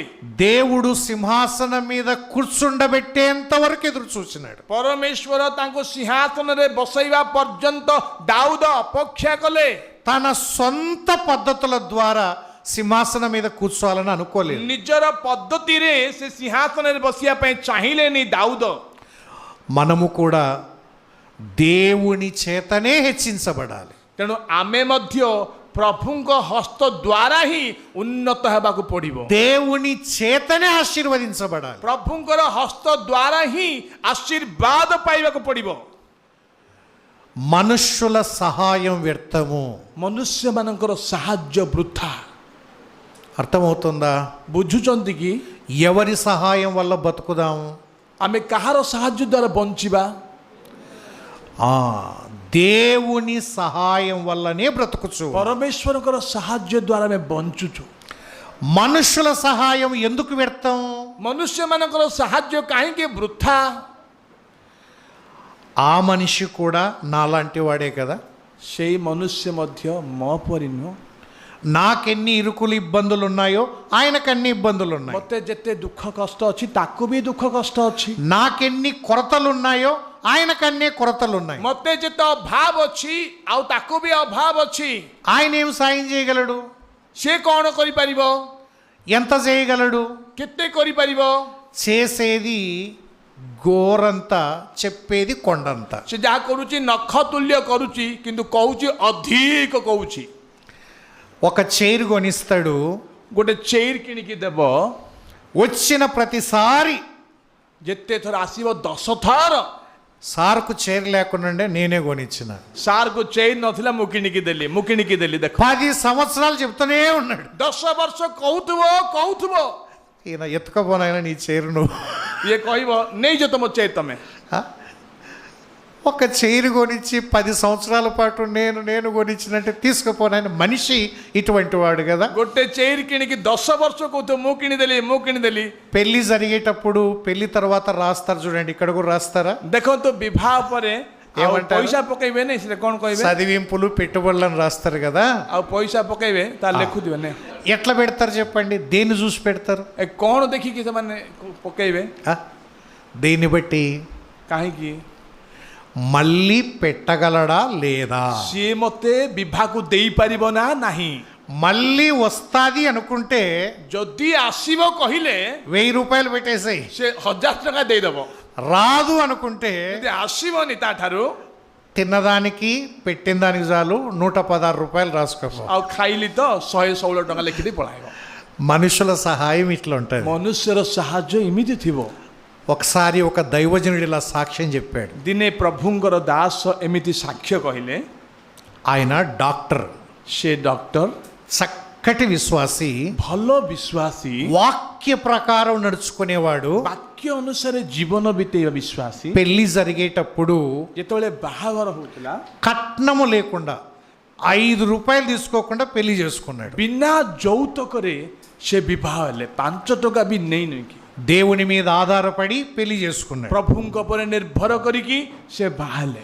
పెళ్ళైన 3వ రోజు ବିବାହ ହେଲା ପରେ 3 ଦିନ ପରେ ఆ భార్య వాళ్ళ అమ్మ, ଆଉ ସେ ସ୍ତ୍ରୀଙ୍କର ମା, అత్త అవుతుంది కదా, అత్త ଆଉ ଶାଶୁ ହଉଛନ୍ତି, ఒంటరిగా ఉన్నప్పుడు వచ్చింది. ଆଉ ସେ ଏକାକୀ ଥିବା ସମୟରେ ଆସିଲେ. బాబు, ଆଉ నీ విశ్వాసాన్ని బట్టి నేను చాలా సంతోషపడుతున్నాను. ତୁମର ବିଶ୍ୱାସ ହେତୁ ମୁଁ ବହୁତ ଖୁସି ହଉଛି ବାବୁ. ఈ కాలములో కూడా ఇంత విశ్వాసం నేను చూడలేదు. ଏଇ ସମୟରେ ବି ଏତେ ବଡ଼ ବିଶ୍ୱାସ ମୁଁ କେବେ ଦେଖିନି.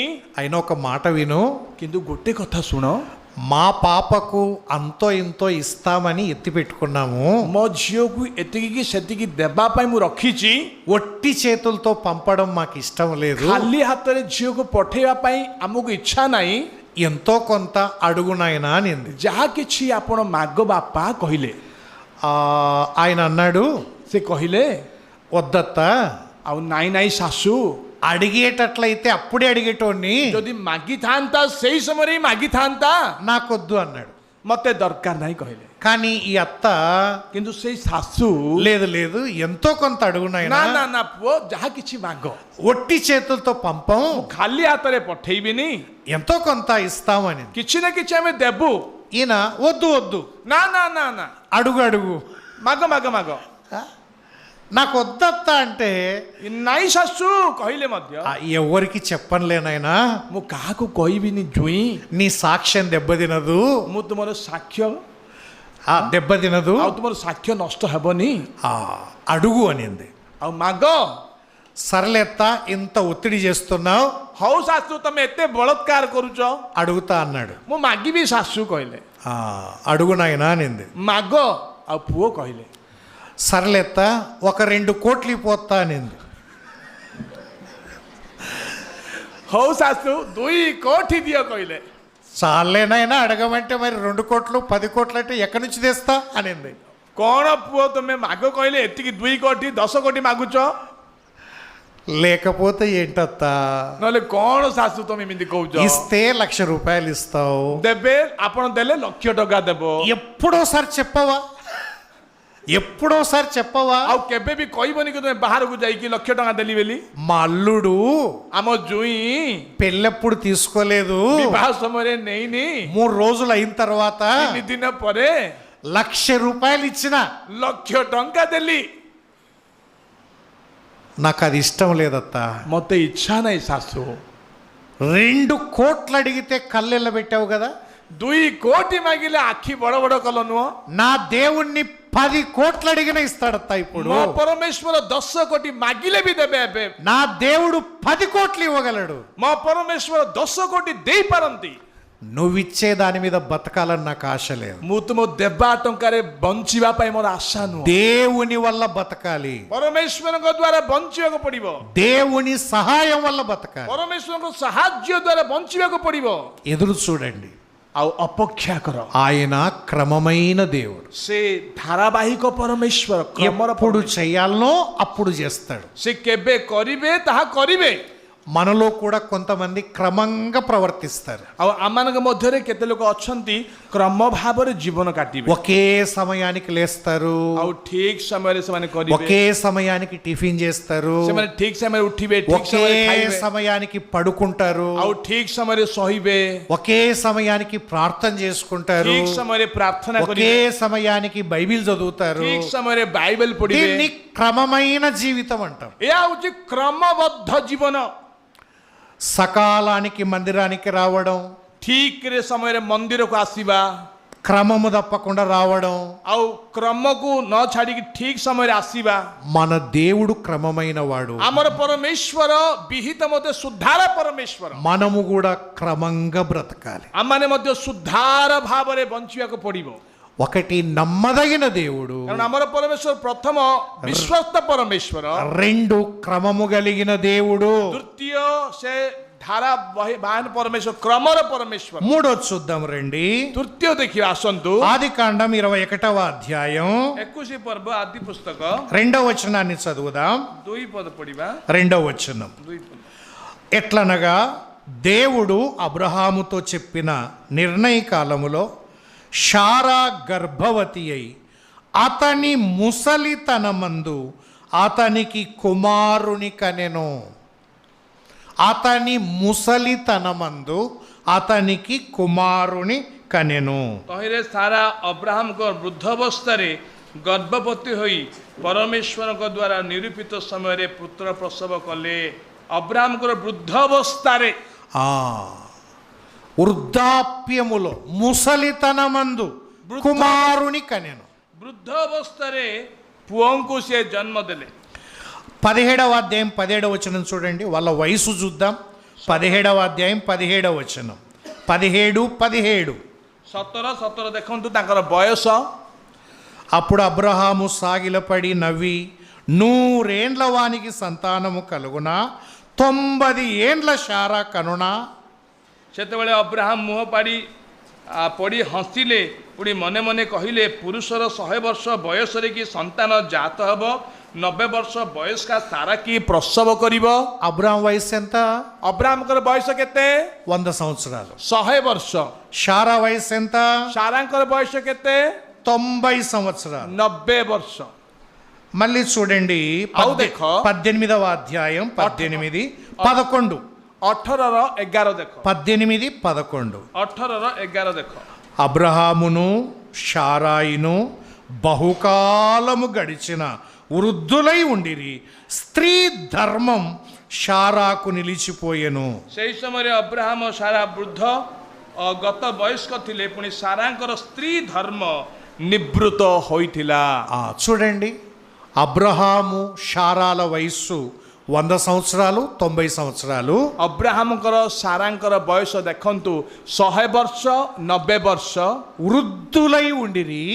ଆଉ ସେମାନେ ବୃଦ୍ଧ ଅବସ୍ଥାରେ ଥିଲେ. పైగా శారా స్త్రీ ధర్మం నిలిచిపోయింది. ପୁଣି ସାରାଙ୍କର ସ୍ତ୍ରୀ ଧର୍ମ ନିବୃତ ହୋଇଥିଲା. దీని ప్రకారం జన్మనివ్వడం అసాధ్యం. ଏହି ପ୍ରକାରେ ସେ ଜନ୍ମ ଦେବା ଅସାଧ୍ୟ. బిడ్డను కనడం అసాధ్యం. ସନ୍ତାନକୁ ଜାତ କରିବାରେ ଅସାଧ୍ୟ. కానీ దేవుడు సాధ్యం చేశాడు. କିନ୍ତୁ ପରମେଶ୍ୱର ସମ୍ଭବ ସାଧ୍ୟ କଲେ. వృద్ధులైనప్పటికీ శారా గర్భము స్త్రీ ధర్మము నిలిచిపోయినప్పటికీ ସେମାନଙ୍କର ବୃଦ୍ଧ ଅବସ୍ଥା ବା ସାରାଙ୍କର ସେଇ ସ୍ତ୍ରୀ ଧର୍ମ ନିବୃତ ହେଲେ ମଧ୍ୟ ఆయనకు అసాధ్యమైనది ఏదీ లేదు. ପରମେଶ୍ୱରଙ୍କୁ କୌଣସି ବିଷୟ ଅସାଧ୍ୟ ନାହିଁ. ఈ లక్షణాన్ని ఏమంటామంటే ଆଉ ଏଇ ଲକ୍ଷଣକୁ ଆମେ କ'ଣ କହିବା ମାନେ సర్వశక్తి గల దేవుడు. ସେ ସର୍ବଶକ୍ତିମାନ ପରମେଶ୍ୱର. దేవుని శక్తికి పరిమితి లేదు. ପରମେଶ୍ୱରଙ୍କର ଶକ୍ତିକୁ କୌଣସି ସୀମା ନାହିଁ. దేవుడు ఏమైనా చేయగలడు. ପରମେଶ୍ୱର ଯାହା ବି କରିପାରିବେ, ఎప్పుడైనా చేయగలడు. ଯେତେବେଳେ ବି କରିପାରିବେ. మనుష్యులకు అసాధ్యము కానీ ମନୁଷ୍ୟକୁ ଅସମ୍ଭବ କିନ୍ତୁ దేవునికి అన్ని సాధ్యమే. କିନ୍ତୁ ପରମେଶ୍ୱରକୁ ସବୁ ସାଧ୍ୟ ବା ସମ୍ଭବ ଅଟେ. ఒకసారి నేను వైజాగ్ వెళ్ళాను. ଦିନେ ମୁଁ ବିଶାଖାପଟ୍ଟନମ ଯାଇଥିଲି. అక్కడ సంఘ కాపరి వెనక ఒక అంకుల్ని చూపించాడు. ଆଉ ସେଠାରେ ମଣ୍ଡଳୀର ପାଳକ ପଛରେ ବସିଥିବା ଜଣେ ଆଙ୍କୁଲକୁ ଦେଖେଇଲେ. ఆయన్ను చూడన్నా, ଆଉ ତାଙ୍କୁ ଦେଖ ଭାଇ, ఇప్పుడు ఆయన వయస్సు 65 సంవత్సరాలు. ତାଙ୍କର ବୟସ 60 ବର୍ଷ. ఆయన నిండు యవ్వనములో ସେ ତାଙ୍କର ସୁନ୍ଦର ଯୌବନ ଅବସ୍ଥାରେ కేరళ నుంచి ఉద్యోగం నిమిత్తం ఇక్కడికి వచ్చాడు. କେରଳରୁ ଚାକିରି ହିସାବରେ ସେଇଠିକୁ ଆସିଲେ. పోర్టులో పనిచేయడానికి వచ్చాడు. ପୋର୍ଟରେ କାମ କରିବା ପାଇଁ ଆସିଲେ. ఆయన వయస్సు 23. ତାଙ୍କର ବୟସ 23 ବର୍ଷ. ఆయన భార్య వయస్సు 22. ତାଙ୍କର ସ୍ତ୍ରୀଙ୍କ ବୟସ 22 ବର୍ଷ. అప్పటికే ప్రభువు నమ్మినారు. ସେତେବେଳେ ସେମାନେ ପ୍ରଭୁଙ୍କୁ ଗ୍ରହଣ మా କରି ఇళ్ళ మధ్యనే ఉన్నారు. ସେମାନେ ଆମମାନଙ୍କର ଘର ମଧ୍ୟରେ ଅଛନ୍ତି. ఒక అర్ధరాత్రి ଗୋଟେ ମଧ୍ୟ ରାତିରେ గట్టిగా ఏడుస్తున్నాడు. ସେମାନେ ଜୋରରେ କାନ୍ଦୁଛନ୍ତି. మేము పరిగెత్తుకొని వెళ్ళాం. ଆଉ ଆମେ ଦୌଡ଼ି ଗଲୁ. ఆయన భార్య కింద పడి కడుపు పట్టుకొని కడుపు నొప్పి అని తిరుగుతూ ఉంది. ଆଉ ତାଙ୍କ ସ୍ତ୍ରୀ ତଳେ ପଡ଼ିକି ପେଟ ବଥା କହିକି నోట్లో ବୁଲୁଛନ୍ତି. నుంచి నురుగు వస్తుంది. ଆଉ ଫେମ୍ପର ବାହାରୁଛି ବାହାର. మేము భయపడిపోయాం. ଆମେ ଡରିଗଲୁ. ఆటో తీసుకొని ఆసుపత్రికి వెళ్ళాం. ସଙ୍ଗେ ସଙ୍ଗେ ଅଟୋ ଧରିକି ହସ୍ପିଟାଲ ନେଇକି ଗଲୁ. డాక్టర్లు అన్నారు ଡକ୍ଟର କହିଲେ 3 గంటల కంటే ఎక్కువ బతకదు అన్నాడు. 3 ଘଣ୍ଟା ଅଧିକ ଆଉ ସେ ବଞ୍ଚିବନି. అప్పుడు యవనస్తుడు అన్నాడు, ଆଉ ସେ ଯୁବକ କହିଲେ సార్ ସାର୍ బ్రతకడం చనిపోవడం మీ పరిధిలో లేదు. ସାର୍ ଆଉ ସେ ବଞ୍ଚିବା ବା ମରଣ ଆପଣଙ୍କର ହସ୍ତରେ ନାହିଁ. మీ పని మీరు చెయ్యండి. ଆପଣଙ୍କର କାମ ଆପଣ କରନ୍ତୁ. ఆపరేషన్ చేస్తారా చెయ్యండి. ଅପରେସନ କରିବେ କି କରନ୍ତୁ. బ్రతికించువాడు మృతి నొందించువాడు నా దేవుడే. ଯେ ସଜୀବ କରନ୍ତି ମୃତ୍ୟୁ କରନ୍ତି ମୋର ପରମେଶ୍ୱର. మీరు ఆపరేషన్ చెయ్యండి అన్నాడు. ଆପଣ ଅପରେସନ କରନ୍ତୁ. వారు ఆపరేషన్ థియేటర్లోకి వెళ్ళారు. ଅପରେସନ ଥିଏଟରକୁ ନେଇଗଲେ. ఈయన ప్రార్థన చేయడానికి గదిలోకి ଆଉ ସେ వెళ్ళాడన్నా. ପ୍ରାର୍ଥନା କରିବା ପାଇଁ ସ୍ୱାମୀ ସେ ଗୋଟେ ରୁମକୁ ଗଲେ. గంట సేపు ప్రార్థన చేసి బయటకు వచ్చాడు. ଘଣ୍ଟାଟି ପ୍ରାର୍ଥନା କରିକି ବାହାରକୁ ଆସିଲେ. డాక్టర్లు ఆపరేషన్ చేసి వచ్చారు. ଡକ୍ଟର ଅପରେସନ କରିକି ଆସିଲେ. ఇంటికి తీసుకొని వెళ్ళండి. ଆଉ ଘରକୁ ନେଇକି ଯାଅ କହିଲେ. ఇంటికి వెళ్ళిన వెంటనే ఆమె చనిపోతుంది అన్నాడు. ଘରକୁ ଗଲା ପରେ ସେ ମରିଯିବ କହିଲେ. అందరం కలిసి ఇంటికి తెచ్చాం. ଆଉ ସମସ୍ତେ ଘରକୁ ଧରିକି ଆସିଲେ. హాస్పిటల్లో కూడా పెట్టుకోలేదు వారు. ଆଉ ସେମାନେ ସେଇ ମେଡିକାଲରେ ବି ହସ୍ପିଟାଲରେ ବି ରଖିନାହାନ୍ତି. 3 గంటల్లో చనిపోతాదని చెప్పిన ఆమె 3 ଘଣ୍ଟା ମଧ୍ୟରେ ମରିଯିବ କହିକି କହିଥିଲେ ଯେ ఇప్పటికే మన కళ్ళ ముందు కూర్చుందన్న. ଏବେ ବି ସେ ଆମ ସମ୍ମୁଖରେ ବସିଛନ୍ତି ଆଜ୍ଞା. విచిత్రం ఏంటంటే అప్పటి నుంచి ఇప్పటి వరకు ఆసుపత్రి మెట్లెక్కలేదన్నాడు ఆయన. ସେଇ ଦିନ ଠାରୁ ଆଜି ପର୍ଯ୍ୟନ୍ତ ସେ ହସ୍ପିଟାଲର ପାହାଚ ବି ଚଢି ନାହାନ୍ତି ଆଜ୍ଞା. 3 గంటల్లో చనిపోతుందని డాక్టర్లు చెప్తే 3 ଘଣ୍ଟା ମଧ୍ୟରେ ମରିଯିବେ କହିକି ଡକ୍ଟର କହିଲେ 40 సంవత్సరాలు టాబ్లెట్ వేసుకోకుండా బతుకుతుంది. 40 ବର୍ଷ ବିନା ଟାବଲେଟରେ ସେ ବଞ୍ଚୁ ଅଛନ୍ତି. మనము నమ్ముకున్న దేవుడు ଆମେ ବିଶ୍ୱାସ କରିବା ପରମେଶ୍ୱର సర్వశక్తి గలవాడు. ସର୍ବଶକ୍ତିମାନ ପରମେଶ୍ୱର. ఆయనకు అసాధ్యమైనది ఏమీ లేదు. ତାଙ୍କୁ କୌଣସି ଅସାଧ୍ୟ ନାହିଁ. నిర్గమాకాండం 14వ అధ్యాయం.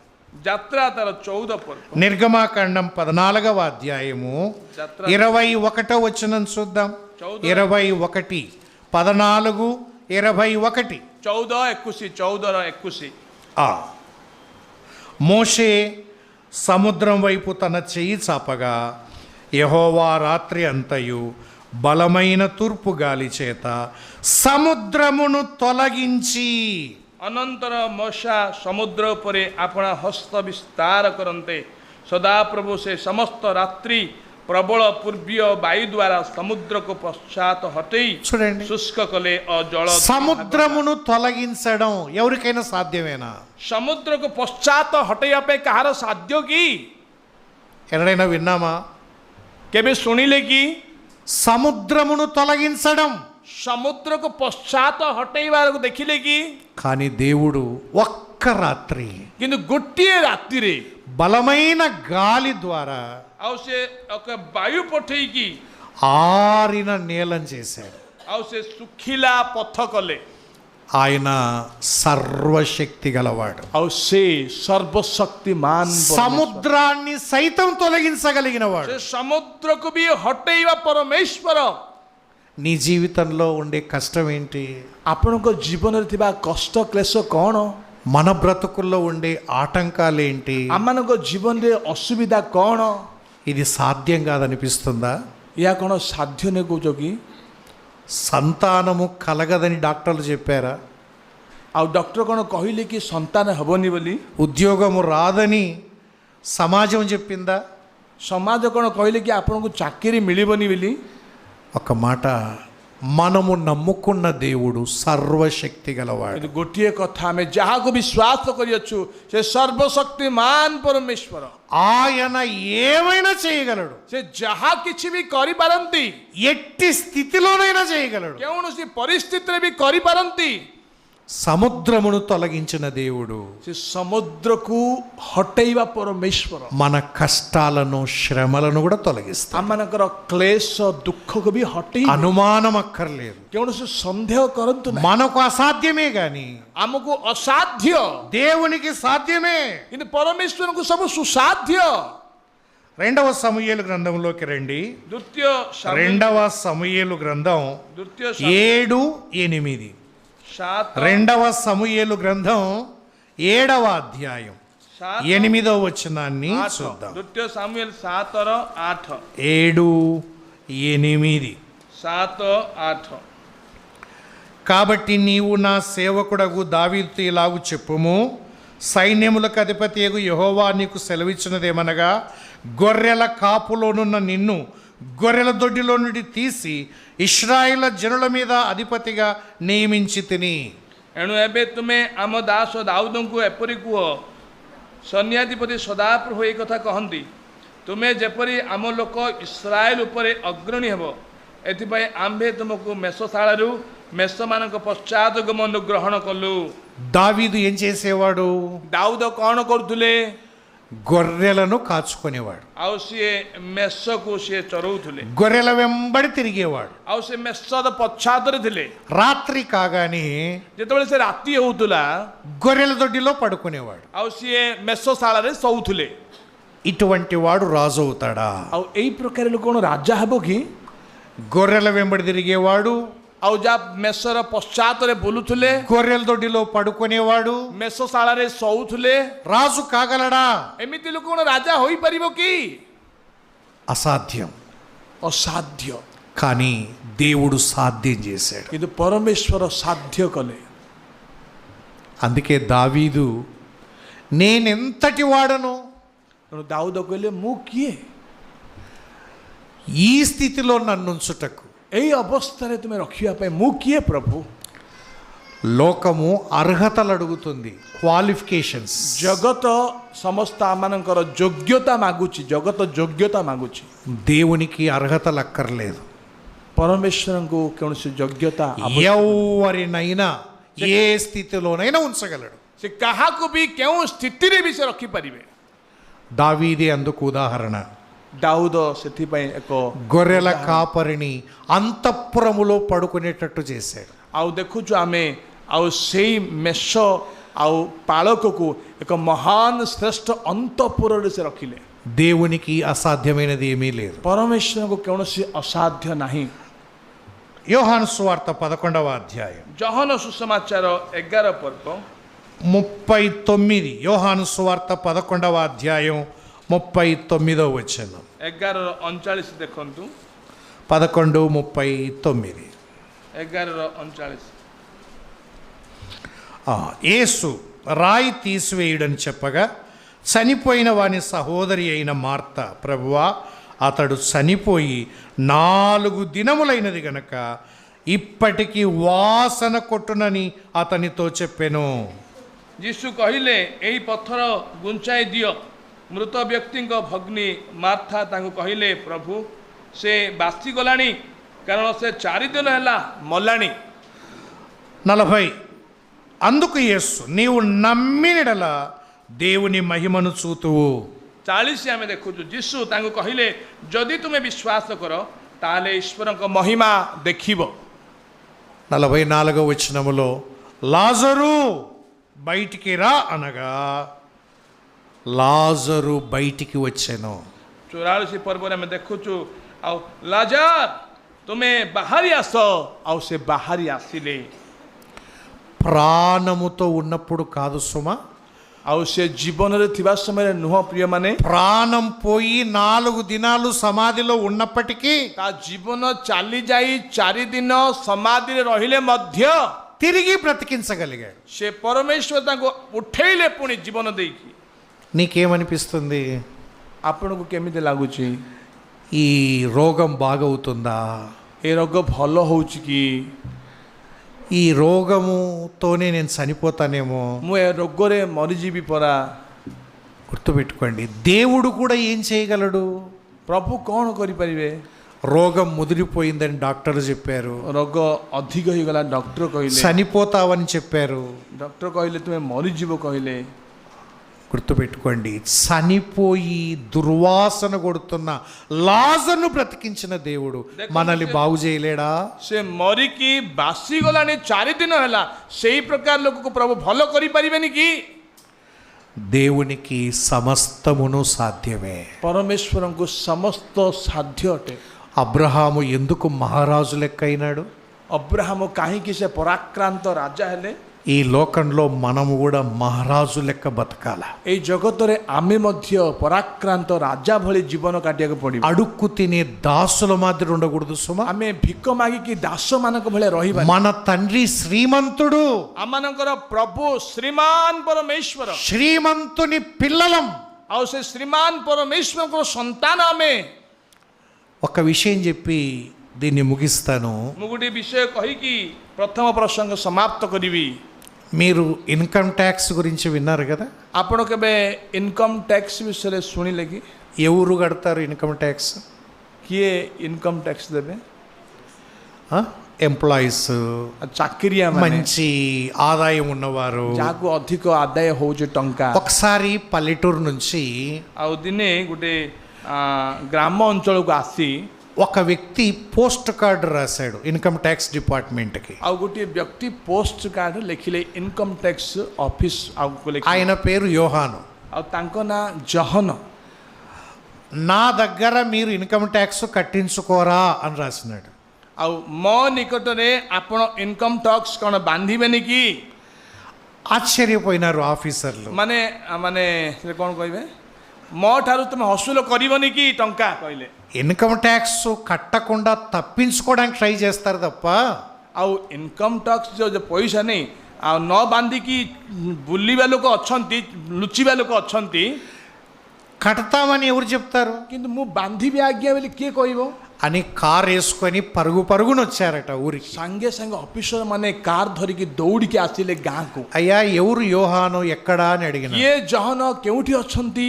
అదుగండి ఆ చెట్టు కింద కొట్ట ఉంది కదా గుడిసె, అదే యోహాను ఇల్లు అన్నారు. ଆଉ ଦେଖ ଦେଖ ସେଇ ଗଛ ତଳେ ଗୋଟିଏ କ'ଣ କହିବେ ହଁ କୁଡ଼ିଆ ଘର ଅଛି, ସେଇଠି ଦେଖନ୍ତୁ ତାଙ୍କ ଘର. అక్కడికి వెళ్ళారు. ଆଉ ସେଠିକି ଗଲେ ఎవరా యోహాన్ అన్నాడు. କିଏ ସେ ଜହନ? ఈయన ప్రభునందు విశ్వాసం ఉంచినవాడు. ଆଉ ସେ ଜହନ ପ୍ରଭୁଙ୍କ ଠାରେ ବିଶ୍ୱାସୀ. బయటకు వచ్చినాడు. ଆଉ ସେ ବାହାରକୁ ଆସିଲେ. నువ్వేనా ఉత్తరం రాసింది అన్నాడు. ତୁମେ କି ଏଇ ଚିଠି ଲେଖି ଅଛ? అవును సార్ నేనే అన్నాడు. ହଁ ସାର୍ ମୁଁ ଚିଠି ଲେଖି ଅଛି. ఏముందిరా నీకు ఇన్కమ్ ట్యాక్స్ కట్టనీకి అన్నాడు. କ'ଣ ଅଛି ରେ ତୁମକୁ ଇନକମ୍ ଟ୍ୟାକ୍ସ ବାନ୍ଧିବା ପାଇଁ? చూస్తూ అట్లా అనొద్దు సార్, చూసేదాన్ని బట్టి అన్నాడు. ଆଜ୍ଞା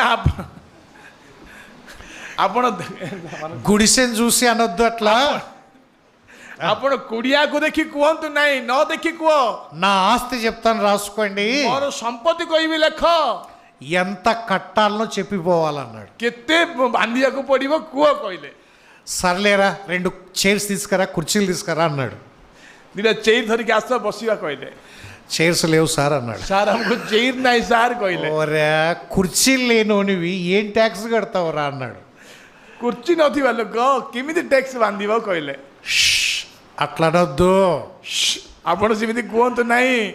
ముందు ఆస్తి చెప్తాను రాసుకో. ମୁଁ ସମ୍ପତ୍ତି କହିବି ଲେଖନ୍ତୁ ସାର୍. వాళ్ళు అట్లే కారు మీద వంగబడి ଆଉ రాస్తున్నారు. ସେମାନେ କାର୍ ଲେଖୁଛନ୍ତି. నంబర్ 1 సార్, ନମ୍ବର 1 ସାର୍ ఈ భూమి ఎంత నాదే అన్నాడు. ଏ ଭୂମି ସାର୍ ପୃଥିବୀ ଆମର ମୋର. ఈ లీటర్ పైకి చూసిన ଏମାନେ ଉପରକୁ ଦେଖିଲେ. రాసుకో సార్, ముందు ଲେଖନ୍ତୁ రాసుకో. ସାର୍. రెండోది, భూమిలో ఏం బయటపడ్డా నాదే చూడు సార్. ଏ ଭୂମିରେ ଯାହା ଫସଲ ହଉଛି ସବୁ ମୋର. బంగారం కనపడొచ్చు, ఇనుము కనపడొచ్చు, వెండి కనపడొచ్చు, ଆମର అంతా ସୁନା నాదే. ମିଳିପାରେ, ରୂପା ମିଳିପାରେ, ଯାହା କିଛି ମିଳିପାରେ ମୋର. ఆకాశం నాదే సార్ అన్నాడు. ଆକାଶ ବି ମୋର ଆଜ୍ଞା. 1000 కొండలు నావే అన్నాడు. ଆଉ 1000 ପର୍ବତ ମୋର ଆଜ୍ଞା. బంగారు వెండి నాదే అన్నాడు. ଆଉ ସୁନା ରୂପ ମୋର ଆଜ୍ଞା. వీళ్ళు రాయడం ఆపేసినారు. ଆଉ ସେ ଲେଖିବାର ବନ୍ଦ କରିଦେଲେ. ఏం మెంటలోళ్ళమా ఏమన్నా, ఏ తిక్కలోళ్ళమా? ଆମେ କଣ ବାଇଆ ନା ପାଗଳ ନା କଣ? నీ ఇష్టం వచ్చింది చెప్తే ତମ రాసుకోవడానికి. ଇଚ୍ଛା ଅନୁସାରେ ତୁମେ କହିଲେ. సార్ సార్ సార్ సార్ కోపగించుకోవద్దండి. ସାର୍ ଆପଣ ରାଗନ୍ତୁ ନାହିଁ ସାର୍. మీకు ఎంత ఆస్తి ఉంటుంది సార్ అన్నాడు. ସାର୍ ଆପଣଙ୍କୁ କେତେ ସମ୍ପତ୍ତି ଥିବ କୁହନ୍ତୁ. ఎంత ఉంటుందిరా? ఒక 20 లక్షలు ఉంటుంది అన్నాడు. ହଁ ଆମକୁ ଗୋଟେ 20 ଲକ୍ଷ ଟଙ୍କା ଥିବ ରେ କହିଲେ. ఎవరికి ఇస్తారు సార్ మీ ఆస్తిని అన్నాడు. ସାର୍ ଆପଣ କାହାକୁ ଦେବେ ସେଇ ସମ୍ପତ୍ତି? నాకు ఒకడే కొడుకున్నాడు, వానికి ఇస్తారా అన్నాడు. ମୋତେ ଗୋଟିଏ ପୁଅ ଅଛି, ମୁଁ ତାଙ୍କୁ ଦେଇଦେବି. నేను అదే సార్ చెప్పేది. ମୁଁ ବି ତାହା ସାର୍. నేను నా ఆస్తిగా చెప్పేది మా నాయన ఆస్తి. ମୋ ସମ୍ପତ୍ତି କହୁନି, ମୋ ବାପାଙ୍କର ସବୁ ସମ୍ପତ୍ତି କହୁଛି ମୁଁ. ఎవర్రా మీ నాయన? ତମ ବାପା କିଏ? యేసయ్య సార్ మా నాయన. ଯୀଶୁ ଖ୍ରୀଷ୍ଟ ବାପା. ఆయన నమ్ముకున్న రోజు ମୁଁ ତାଙ୍କୁ ଯେତେବେଳେ ବିଶ୍ୱାସ କଲି, ఆయన పిల్లలై అధికారం ఇచ్చినాడు సార్. ତାଙ୍କର ପିଲା ହେବା ଅଧିକାର ମୋତେ ଦେଲେ. ఆయన సర్వ సృష్టికర్త సార్. ସର୍ବ ସୃଷ୍ଟିମାନ ପରମେଶ୍ୱର. ఆ సృష్టి నాది కాకపోతే ఎవరిది సార్? ସେଇ ସୃଷ୍ଟି ମୋର ନହେଲେ 1000 కొండలు ఆయనవి సార్. ସେ ପର୍ବତ ఆయన బిడ్డగా నావి కాకపోతే ఎవరు సార్? ତାଙ୍କର ପୁଅକୁ ନଦେଲେ କାହାକୁ ଦେବେ? ఈ సంపదకు మేము ట్యాక్స్ లెక్క కట్టలేము అన్నాడు. ଏଇ ସମ୍ପତ୍ତିକୁ ଆମେ ଟ୍ୟାକ୍ସ ହିସାବ କରିପାରିବୁ. మర్యాదగా పోండి. ଦୟାକରି ପଳ. ట్యాక్స్ కట్టలేనంత ఐశ్వర్యవంతుని నేను. ଆମେ ଟ୍ୟାକ୍ସ ନ ବାନ୍ଧିବା ଧନ୍ୟବାଦ. ଆମେ ఎవరు ఇడిపిస్తారు చెప్పండి ఈ వ్యక్తిని? మనం ఎవరం? లేనుల్లం కాదు, ଆମେ କିଏ? శ్రీమంతుని పిల్లలం. ଆମେ ଶ୍ରୀମାନ ପରମେଶ୍ୱରଙ୍କ ଲୋକମାନେ. ఎట్లా ఉండాలండి? ଆମେ କେମିତି ରହିବା?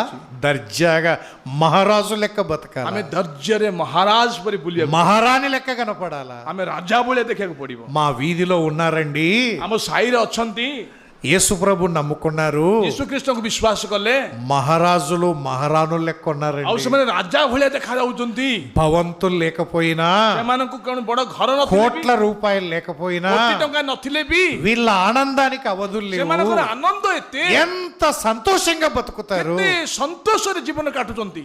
మహారాజులండి. ସେମାନେ ମହାରାଜା. మనము డబ్బులు లేని ధనవంతులం. ଆମେ ଟଙ୍କା ନଥିବା ଧନୀ ମାନେ ଆମେ. కారణం మన దేవుడు. କାରଣ ଆମର ପରମେଶ୍ୱର. అబ్రహాం మహారాజు కావడానికి ଅବ୍ରାହମ ପରାକ୍ରାନ୍ତ ରାଜା ବୋଲି ଡକାଯିବା. అబ్రహాము తల్లిదండ్రులు కారణం కాదు. అబ్రహాము తల్లిదండ్రులు కారణం కాదు. అబ్రహాము రాజు కావడానికి ଅବ୍ରାହମ ରାଜା ହେବା ପାଇଁ అబ్రహాము తల్లిదండ్రులు కారణం ଆଉ కాదు. అబ్రహాముଙ୍କର ପିତାମାତା କାରଣ ନୁହନ୍ତି అబ్రహాము చేసిన గొప్ప కార్యం ଆଉ ଅବ୍ରାହମ କରିଥିବା ଏକ ମହାନ କାର୍ଯ୍ୟ అతడు యెహోవాను నమ్మెను. ଆଉ ସେ ସଦା ପ୍ରଭୁଙ୍କୁ ବିଶ୍ୱାସ କଲେ ఏ కార్యం చేయలేదండి ସେ అబ్రహాము. କିଛି କରିନାହାନ୍ତି ଅବ୍ରାହମ ఒకే ఒక కార్యం, ଗୋଟେ କଲେ କାମ దేవుని నమ్ముకోవడం. ସଦା ପ୍ରଭୁଙ୍କୁ ବିଶ୍ୱାସ କଲେ ఏ దేవుని నమ్ముకోవడం? କେଉଁ ପରମେଶ୍ୱରଙ୍କୁ ବିଶ୍ୱାସ କଲେ నమ్మదగిన దేవుణ్ణి, ବିଶ୍ୱସ୍ତ ପରମେଶ୍ୱରଙ୍କୁ క్రమము కలిగిన దేవుణ్ణి, ଆଉ ସେ ଧାରାବାହିକ କ୍ରମର ପରମେଶ୍ୱରଙ୍କୁ సర్వశక్తి గల దేవుణ్ణి నమ్ముకున్నాడు. ସର୍ବଶକ୍ତିମାନ ପରମେଶ୍ୱରଙ୍କୁ మహారాజు లెక్క బతికాడు. ଆଉ ସେ ମହାରାଜ ପରି ଜୀବନ మనము కూడా అలాగే బ్రతుకుదాం. ଆମେ ବି ସେମିତି ଜୀବନ ବିତେଇ మనము నమ్ముకున్న దేవుడు ఆయనే. ଆମର ପରମେଶ୍ୱର ସିଏ దేవుడి మాటలు మన కొరకు దీవించునుగా. ପ୍ରଭୁ ଏଇ ବାକ୍ୟ ଆମମାନଙ୍କ ପାଇଁ ଆଶୀର୍ବାଦ କରନ୍ତୁ।